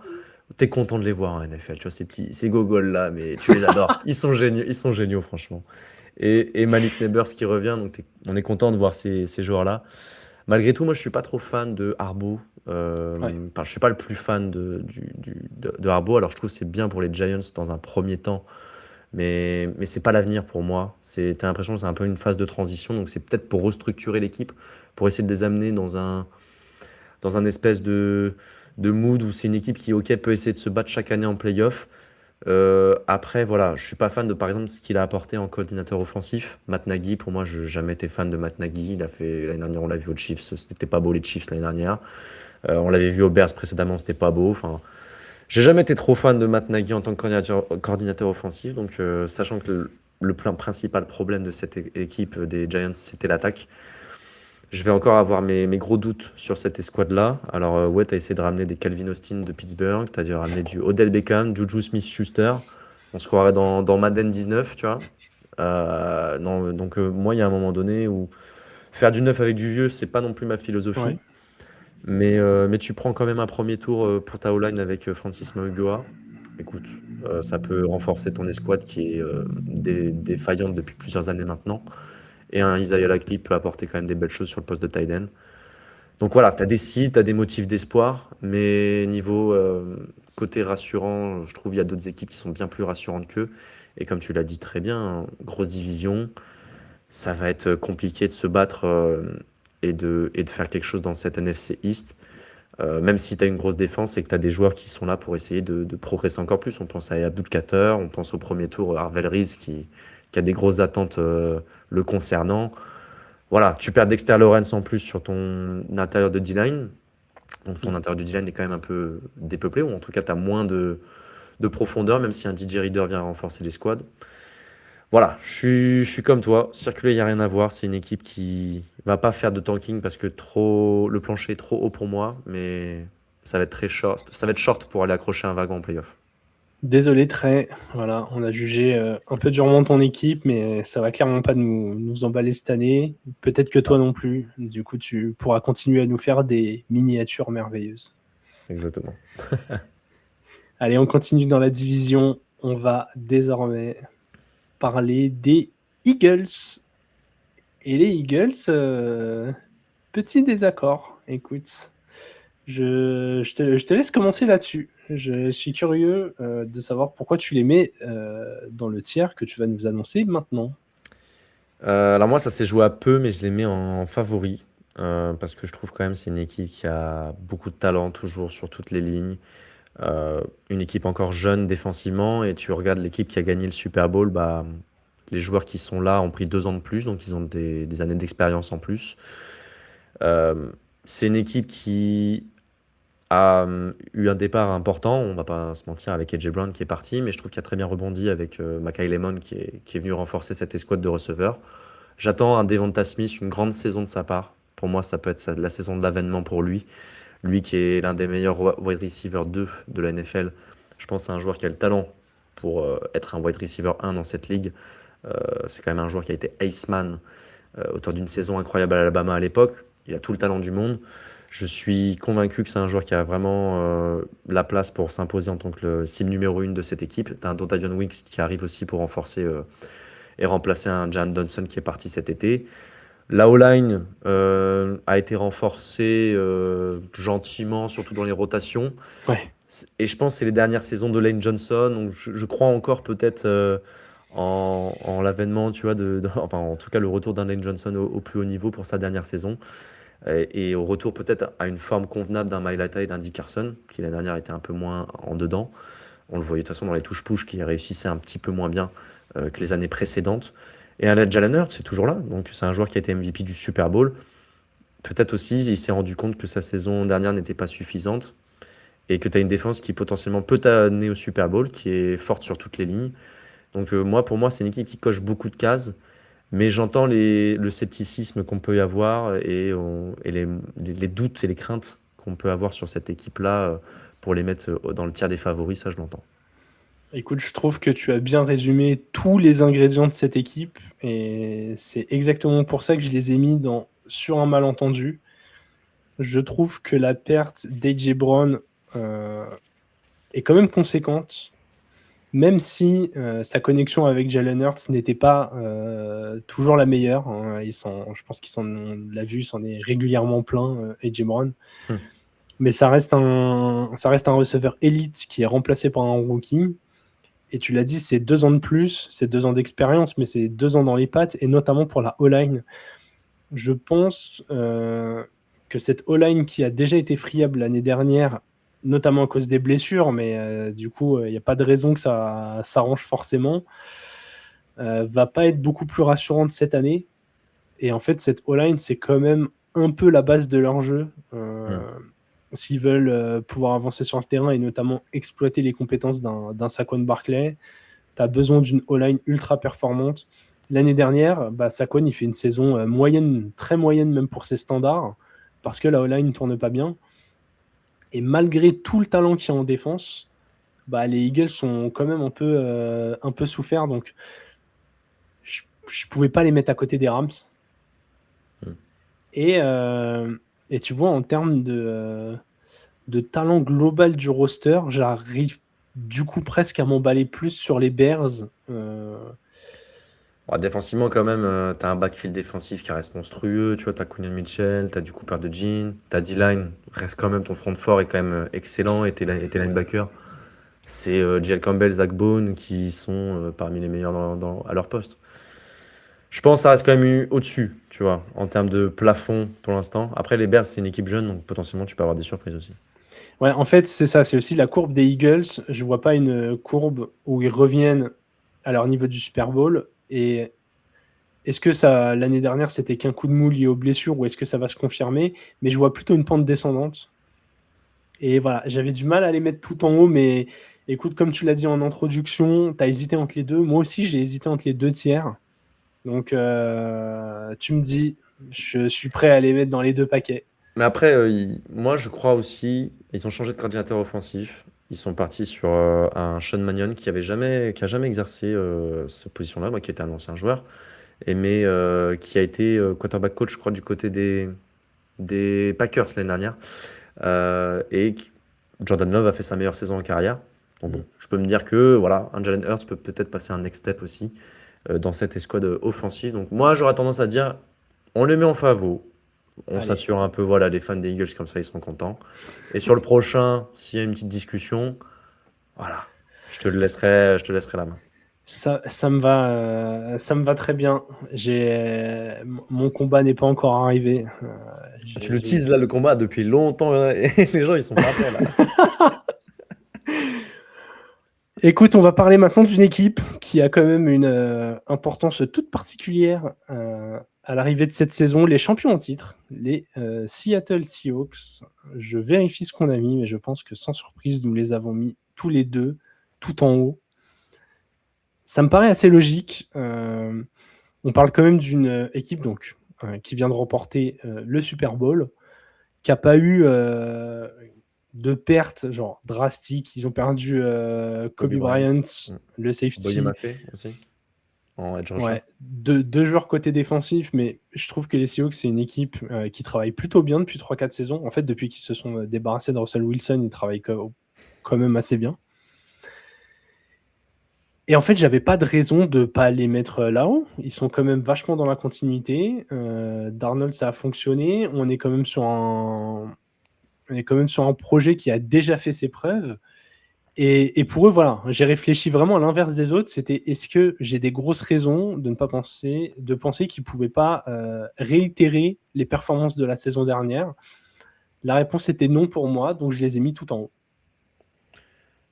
Assez d'accord. Puis, on va pas se mentir, Mike McDonald, c'est quand même un bon petit coach, quoi. Il a quand Ça même réussi fonctionne à bien. faire de cette équipe une des meilleures défenses, si ce n'est la défense la plus dominante la saison dernière. Allez, ça peut peut-être se taper avec celle des Texans et celle des Broncos aussi, qui sont assez monstrueuses. Mais celle des Seahawks, clairement, au Super Bowl, on l'a tous vu, hein. C'est une équipe qui donnait des cauchemars à beaucoup d'offense NFL et beaucoup de coordinateurs offensifs. Et c'est pas forcément, il n'y a pas énormément non plus de superstars, tu vois. C'est pas des mecs qui sont pas forcément des top 3 à leur position, tu vois.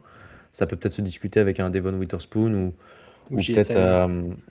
un Leonard Williams, tu vois, aussi, qui a montré des très bonnes choses, tu vois. Mais tu vois, d'un point de vue défensif, c'est Ouais. quand même beaucoup de joueurs où je trouve il y a un noyau de 16-17 joueurs qui sont assez interchangeables, très polyvalents. Et tu as eu l'avènement aussi d'un rookie comme Nick Emanmori qui a montré des excellentes choses et qui est un peu la clé de voûte de ce système-là, où c'était l'équipe qui avait le plus enfin, en tout cas, qui était le plus alignée en tant que nickel. Donc avec un Nick Emanmori qui a un peu le physique d'un linebacker, mais le mec a la vivacité d'un safety ou d'un corner. Donc c'est quand même une pièce d'échec assez monumentale à avoir pour un coordinateur défensif. Et Mike McDonald s'en est clairement bien inspiré et a créé des gros problèmes pour beaucoup d'équipes NFL. Donc vraiment, cette défense, ça va être encore dominante. J'ai aucun souci là-dessus. Ernest Jones est un des meilleurs linebackers aussi à son poste. Tu as vraiment cette D-line. Byron Murphy a fait une saison l'année dernière aussi assez incroyable. Enfin, franchement, il y a tellement de joueurs cool. Demarcus Lawrence qui est arrivé des Cowboys il y a 2 ans, qui pareil est en train de retrouver une seconde jeunesse. Enfin, franchement, cette équipe, elle est hyper attachante. Et là, en plus, il y a comment s'appelle, le Hard Knocks qui se passe en ce moment du côté des Seahawks. C'est super intéressant. Moi, franchement, je me régale des contenus un petit peu comme ça dans les insights des équipes NFL. Donc, il y a un vrai petit attrait maintenant pour ces Seahawks-là. Moi, les seuls petits doutes que j'ai, c'est sur la perte de Kenneth Walker, qu'il faudra J'allais en parler. compenser, avec Jadon Price qui arrive, Ouais. et surtout Clint Kubiak qui arrive chez moi du côté des Raiders. On en parlera peut-être dans la preview de l'AFC. Mais voilà, bon, pour moi, c'est mes deux interrogations. Je sais pas ce que tu en penses de ce point de vue. Mais tu l'as dit, Kenneth Walker, MVP du dernier Super Bowl, hein, qui avait clairement déroulé au sol. Ils ont quand même drafté un running back au premier tour pour le remplacer, qui était, je crois, dans le consensus, le running back 2 de la QV. Ils savaient qu'ils ne pouvaient pas avoir Love, qui était un top 3 ou top 5 talent en fonction de comment vous valorisez les positions. C'est un mec qui n'était pas titulaire en college football aussi, hein.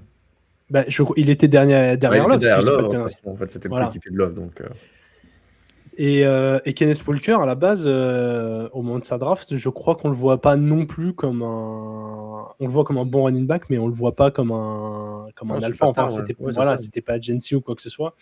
Donc, je suis pas spécialement OK. Ouais, il y a que la perte de Kubiak, je suis d'accord, mais on le sait, et toutes les équipes le savent d'ailleurs.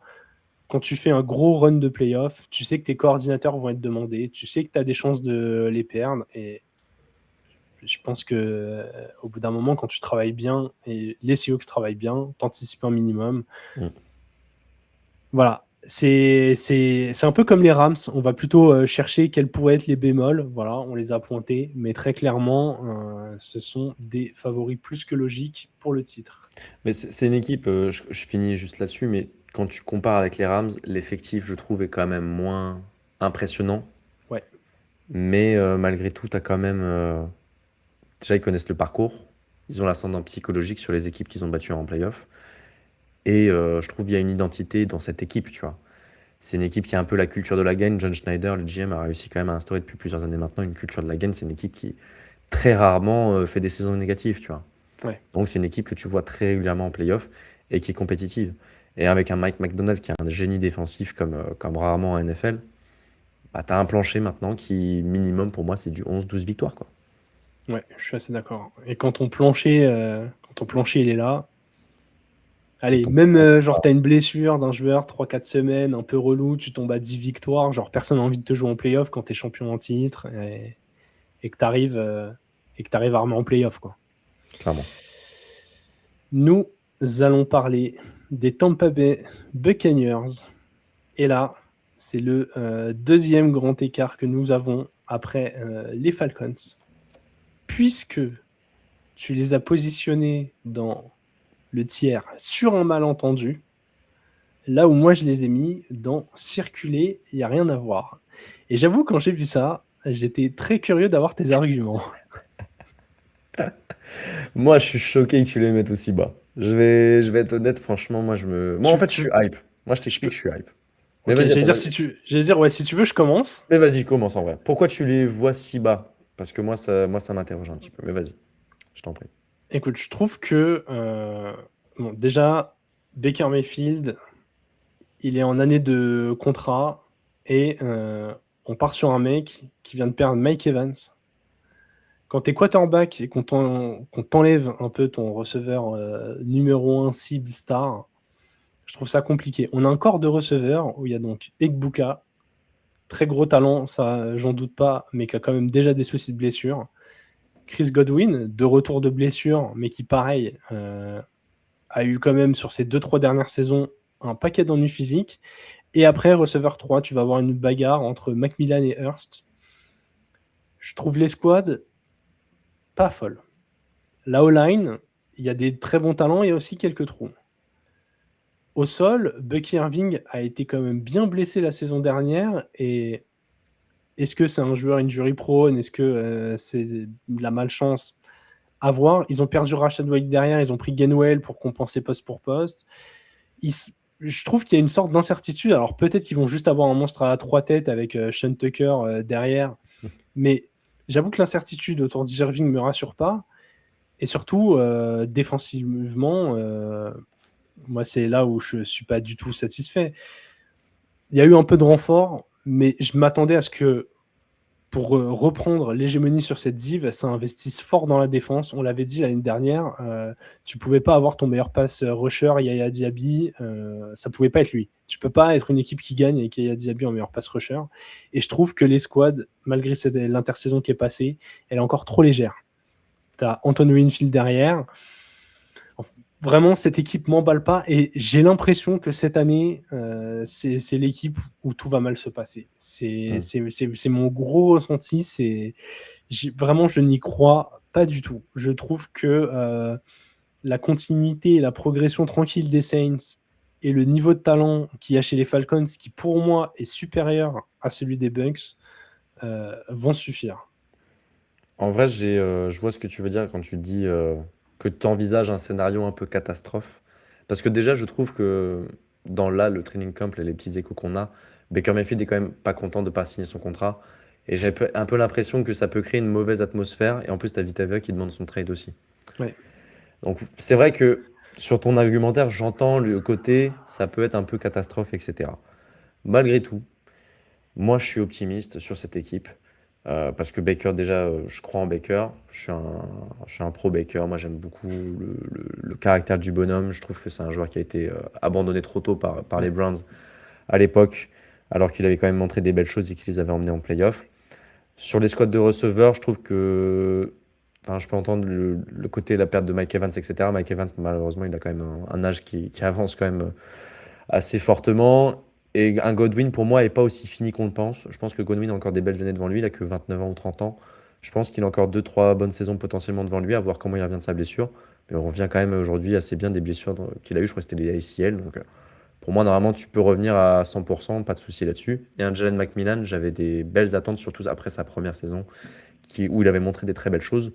Donc moi, potentiellement, je trouve cette escouade de receveurs, il y a des incertitudes, bien évidemment, après la perte de Mike Evans, mais tu as des places à prendre et il y a des mecs qui, pour moi, peuvent remplir les rôles. C'est pour ça en quoi je suis un peu plus positif que toi. Et la O-line aussi, je suis un peu plus positif que toi. Pour moi, tu as un Graham Barton qui peut prendre un next step. Tu as Cody Mosh qui a loupé toute la saison dernière, qui va revenir, qui était quand même un très bon garde durant sa deuxième saison. Il loupe sa troisième saison, là il va faire sa quatrième année. Et je pense que c'est un mec qui a un vrai potentiel pour s'imposer comme un des meilleurs de la ligue à son poste. Donc pour moi, ça peut vraiment renforcer les squads. Et tu as toujours Tristan Wirfs, qui est toujours un top tackle à sa position. Et défensivement, pour moi, le game changer de cette défense, c'est Ruben Bain. Tu as chopé, pour moi, potentiellement le style de la draft. Moi, c'était mon deuxième joueur sur mon board. Voilà, donc c'était très clairement... il se battait vraiment avec ma première... en tout cas, la première place de mon board, big board personnel, donc les meilleurs joueurs que je classais. Et pour moi, c'est une aberration qu'il soit descendu aussi bas en 15e position. Pour moi, c'est un mec qui a vraiment tout le talent du monde pour être un potentiel top 7 pass rusher NFL, mais genre large. Il n'y a pas de débat pour moi.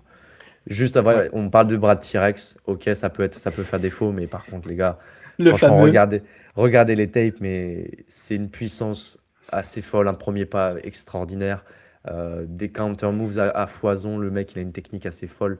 Et franchement, contre le pass rush, il est très bon. Et contre la course, il est très bon également. Alors voilà, il y aura peut-être eu un temps d'adaptation, bien évidemment.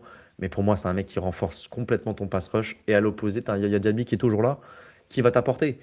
Donc ça c'est des petites choses que j'aime bien. Tout à l'heure, on en parlait avec les Lions aussi. Tu fais ramener un Alex Anzalone pour renforcer cette escouade parce que tu as perdu Lavonte David. J'aime bien aussi l'idée d'être allé chercher un Josiah Trotter pour renforcer ton escouade de linebacker. Et sur le backfield défensif, l'année dernière, tu avais déjà pris Benjamin Morrison qui était un potentiel assez haut. Et en plus, Jacob Parrish qui a montré des très belles choses. On en avait parlé dans l'épisode de Battle of the Rooks. Et il avait fini assez haut dans le classement. Et dans notre team, je crois qu'il avait fini dans notre All-Rookie Team qu'on avait fait avec PA. Donc voilà, c'est quand même des... Moi, je trouve qu'il y a pas mal de motifs de satisfaction à avoir et motifs d'espoir. Antoine Winfield reste toujours un des meilleurs safety. Tyke Smith est toujours une très bonne valeur sûre aussi en défense. Après, moi, c'est surtout peut-être sur le coaching staff où je peux l'entendre aussi, les petits doutes. Enfin, on va pas se mentir, Todd Bowles peut clairement être sur le siège éjectable Ouais. si ça va pas. Et dans ton scénario, j'imagine que s'il se passe ce qui se passe dans ton scénario, on va pas le revoir l'année prochaine. Je pense qu'il finit pas la saison même. Voilà. Donc en fait, j'entends ce que tu veux dire, tu vois. Je comprends la vision d'un scénario un peu catastrophe avec Baker, etc., le contrat et tout.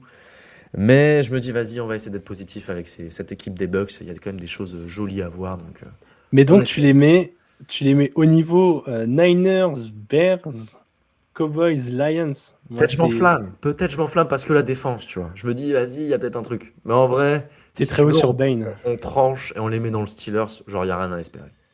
Ouais, mais ça me coûte de faire ça. Moi, je trouve Sachez-le. que l'équipe est trop forte pour moi pour être dans les mêmes tirs que Je la trouve, Saints, franchement, Giants et Falcons quand même. peut-être ton deuxième meilleur joueur défensif du coup est un rookie, peut-être. Derrière Ça dépend, t'as Winfield, qui je Khalid pense. Kansi qui revient en plus, tu vois. Kansi qui revient de blessure, il n'avait pas joué l'année dernière. Donc pareil, tu vois, c'était un Et mec si, qui avait montré des belles choses. En fait, il y a plein de mecs qui reviennent alors que l'année dernière, il y a eu plein de blessures, tu vois. et si effectivement tu as perdu Lavonte David, qui était quand même là depuis un paquet de temps, que Vita Vea veut se barrer, que Baker Mayfield n'a pas son contrat. Ouais. Et ouais, en fait, les squads de receveurs aussi pour faire avancer l'attaque, elle va être assez déterminante, quoi. Est-ce que effectivement Ouais. Godwin Factor X, est je fini ou pense. non? Ouais, assez, ouais. Mm. Même savoir à quel point Egbuka dans les chaussures claires du numéro 1, là où l'année dernière il a assumé des matchs en relais. Deuxième Donc partie de vraiment, saison, c'était compliqué quand même. mais ouais, Mm. deuxième partie de saison c'était plus compliqué. Dites-nous en commentaire très clairement votre avis sur les Bucks. Voilà, avec les Falcons, c'était les deux équipes qui nous divisaient le plus puisque Ouais. nous avions 2 tiers d'écart pour ces deux équipes. Et nous allons terminer avec les Commanders. Et évidemment, on ne pouvait pas finir sur un accord, ça aurait été trop beau. Nous ne les avons pas dans le même tiers. C'est marrant, ça, en L'écart vrai. On n'a pas est vraiment eu beaucoup petit. d'accords quand même. Non, en fait, c'est les très grosses équipes. Après, on a eu énormément d'équipes où on n'a qu'un tiers d'écart. Oui, en vrai, non. Voilà. Il y a que 2 équipes où vraiment on est loin. Là, Mm. les Commanders, écoute, je les ai mis dans circuler, il n'y a rien à voir. C'est assez simple. On en a déjà bien parlé. Cette division, elle n'est pas simple. On a les Cowboys et les Eagles qu'on voit tous les deux au-dessus. Il y a 2 saisons, ça avait été une très belle saison. Je crois qu'ils avaient fait 12 wins sur la Ouais. saison rookie de Finale de Jayden conf, je Daniels crois. et finale de conf. L'année dernière, avec les blessures, ça avait été plus compliqué. Je me demande si la saison d'il y a 2 ans était pas juste un one year wonder, genre tout a cliqué, le mec découvrait la NFL, on l'attendait pas, il n'était pas scout pareil, il avait un temps d'avance, ou si l'année dernière du coup était un accident. En fait, laquelle des 2 dernières saisons était un accident? Moi, Ouais. entre la division qui est assez dure et ses incertitudes, j'ai du mal à les voir plus haut. Vous l'aurez compris, on a la NFC Nord, où potentiellement on peut voir, on n'est pas d'accord sur les équipes, mais 3 équipes aller en playoff. Hein. On a tous les deux Bears Lions, et après à voir s'il y en a une troisième qui va. En NFC, j'ai plus Nord, Sud, Est, Ouest. En tout cas, Rams, Seahawks, Niners à l'Ouest. Il y en a 3. Là, on en a quand même 3 assez hautes. Malheureusement, en NFC Sud, on est obligé d'avoir une équipe. Fatalement, je ne pouvais pas mettre les Commanders dans les équipes de playoff, donc je les ai mis dans circuler, il n'y a rien à voir. En vrai, après réflexion, perso, je peux l'entendre. Moi, je les avais mis en Steelers, mais en fait, je suis parti du principe que où Steelers, c'était on fait acte de présence, rien de plus. Donc, on va potentiellement en playoff, mais on passe même pas le premier tour. Et en fait, moi, je suis parti sur le plafond de cette équipe, tu vois. Ouais. Moi, je me suis dit, ok, si ça clique, si les ajouts défensifs que tu as fait avec Odafe Oweh, Sonny Styles notamment, qui vont potentiellement rajouter du talent dans cette défense, qui en avait bien besoin. Est-ce que si ces mecs-là marchent, qu'est-ce que ça va donner? Moi, je pense que ça peut les amener en playoff. T'as du Clavon Chason que t'as ramené aussi, Nick Ross qui arrive des Colts. Enfin, t'as quelques petits gars sympas qui sont là. Mais c'est vrai que dans l'ensemble, je trouve que ça manque cruellement de talent. C'est vrai que cette escouade de receveurs, t'as un McLaurin qui est un peu vieillissant et je trouve qu'il est pas assez bien entouré. Alors ouais, tu viens de ramener Stephon Diggs, donc ouais, on verra. Enfin, franchement, moi, ça me hype pas non plus des masses. Enfin, je sais pas en fait quel Stephon Diggs tu vas avoir. Et puis c'est un peu un côté diva du joueur. Je suis pas le plus fan non plus. On verra s'il a fait des bons, enfin, il a rendu des bons et loyaux services aux Patriots. Mais je pense que les Patriots sont bien contents d'avoir aujourd'hui un AJ Brown plutôt que lui. L'O-line, on verra ce que ça dit avec Josh Connerly qui va rentrer dans sa 2e saison. Mais t'as pas non plus tant d'ajouts que ça. Et je trouve en termes de cible pour Jayden Daniels, c'est quand même le cœur de ton projet. Et pour moi, c'est une équipe qui manque un peu cruellement de talent autour de lui. Donc voilà, moi je les avais mis en tier Steelers parce que le plafond, potentiellement, si ça match, si ça clique, ça peut aller en playoff. Mais ça ira pas plus loin. Donc en vrai, je peux l'entendre le circuler, il n'y a rien à voir. Allez, la dernière équipe qui va aller dans le circuler, il n'y a rien à voir. Hop, je dézoome d'un cran pour pouvoir mettre la tier list complète et remplie à l'écran. On vous la résume donc dans On joue le titre. Nous avons les Rams, les Seahawks et les Eagles. Les équipes qui, sur un malentendu, pourraient le faire. On a les Niners, les Bears, les Cowboys et les Lions. Dans le tiers, Steelers ont fait acte de présence, rien de plus. On a les Panthers, les Vikings et les Bucks, à mon grand regret. Dans le circuler, il n'y a rien à voir. Nous avons les Falcons, les Packers, les Saints, les Giants et les Commanders. Et on a très clairement une équipe qui est là pour le mois d'avril. Ce sont les Cardinals. Alexandre, je vais te poser 2 questions pour terminer cet épisode. La première, parmi les équipes et la façon dont tu les as classées, donne-moi celle qui pourrait te surprendre agréablement. Genre si à la fin de l'année, finalement, ils ont un résultat 2 tiers au-dessus que ce que tu les avais mis, tu tombes pas non plus de ta chaise, quoi. Tu te dis, voilà, je les ai mis un peu bas parce que j'y croyais pas, mais en vrai, il y a moyen que ça fasse mal. Ça, c'est la première équipe que je veux que tu me donnes. Et la deuxième, c'est une équipe qui, du coup, est un peu haute, donc dans les 3 premiers tiers, et où tu te dis, en vrai, je les ai mis là, mais je suis pas surpris si en fait c'est de la merde et ça tombe.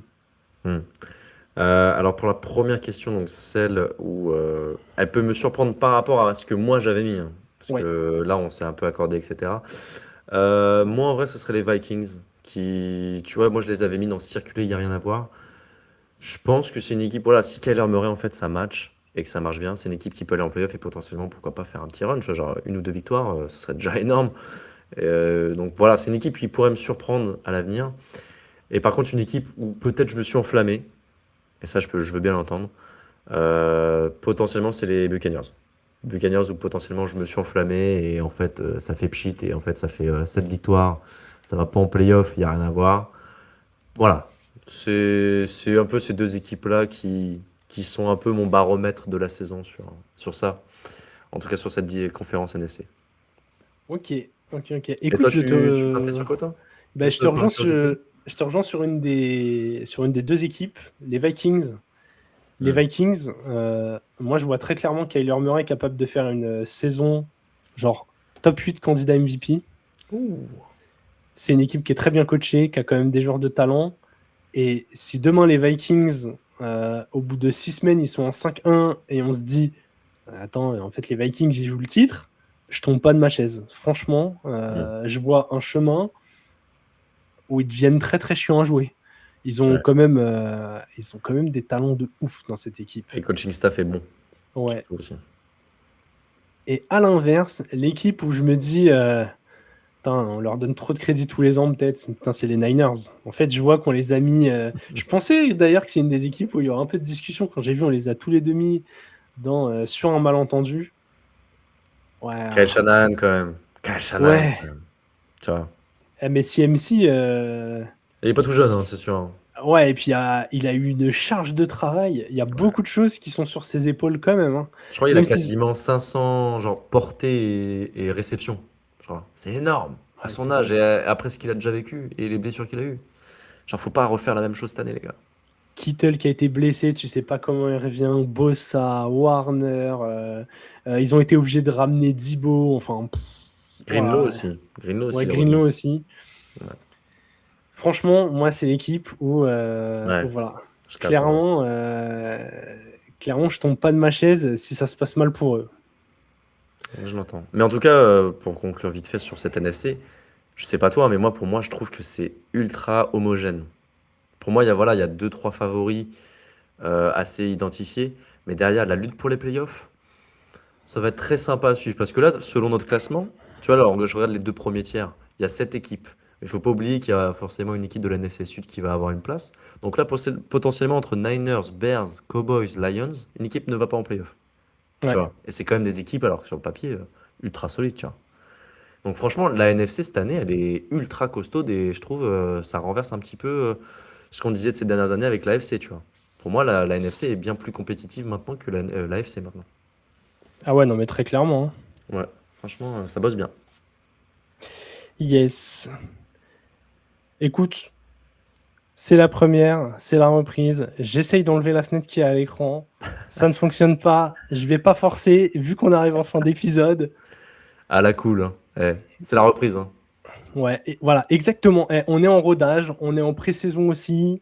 On tente des trucs. Voilà. Ceux qui sont en vidéo, ils le voient. On a mis la tier list à l'écran, on l'a fait en direct. Ceux qui sont en podcast, on a essayé d'être quand même assez précis pour que vous puissiez suivre. Je pense que de toute façon, on va essayer de vous la partager sur les réseaux au moins quelques jours après l'épisode pour pas tout vous spoiler directement. Évidemment. Pour que vous veniez écouter, tout simplement. Alexandre, du coup, on n'a pas encore le casting qui fera cet épisode, mais c'est très très probable qu'on se retrouve tous les deux aussi pour l'épisode AFC. Donc voilà, on remettra le couvert. On va essayer de faire des petits tests techniques entre-temps, mais on vous garantit pas encore la qualité du rodage. En plus, il y a nos 2 équipes. Ça va être sympa. Ouais, c'est vrai. Ça va être cool quand même. Alors, et on va les mettre très très haut, je tiens à le dire. Soyez prêts. Ouais. Pas Je sûr. suis pas sûr que je vais faire l'erreur 2 ans de suite. Voilà, je spoil pas parce que je crois fort en mon équipe, mais Et voilà, disons que la NFC a rattrapé son retard, mais on n'en est pas encore à dire que l'AFC est devenue la Ligue 2 de la NFL. Ah ouais, c'est vrai. Donc très clairement, on n'est pas encore si bien.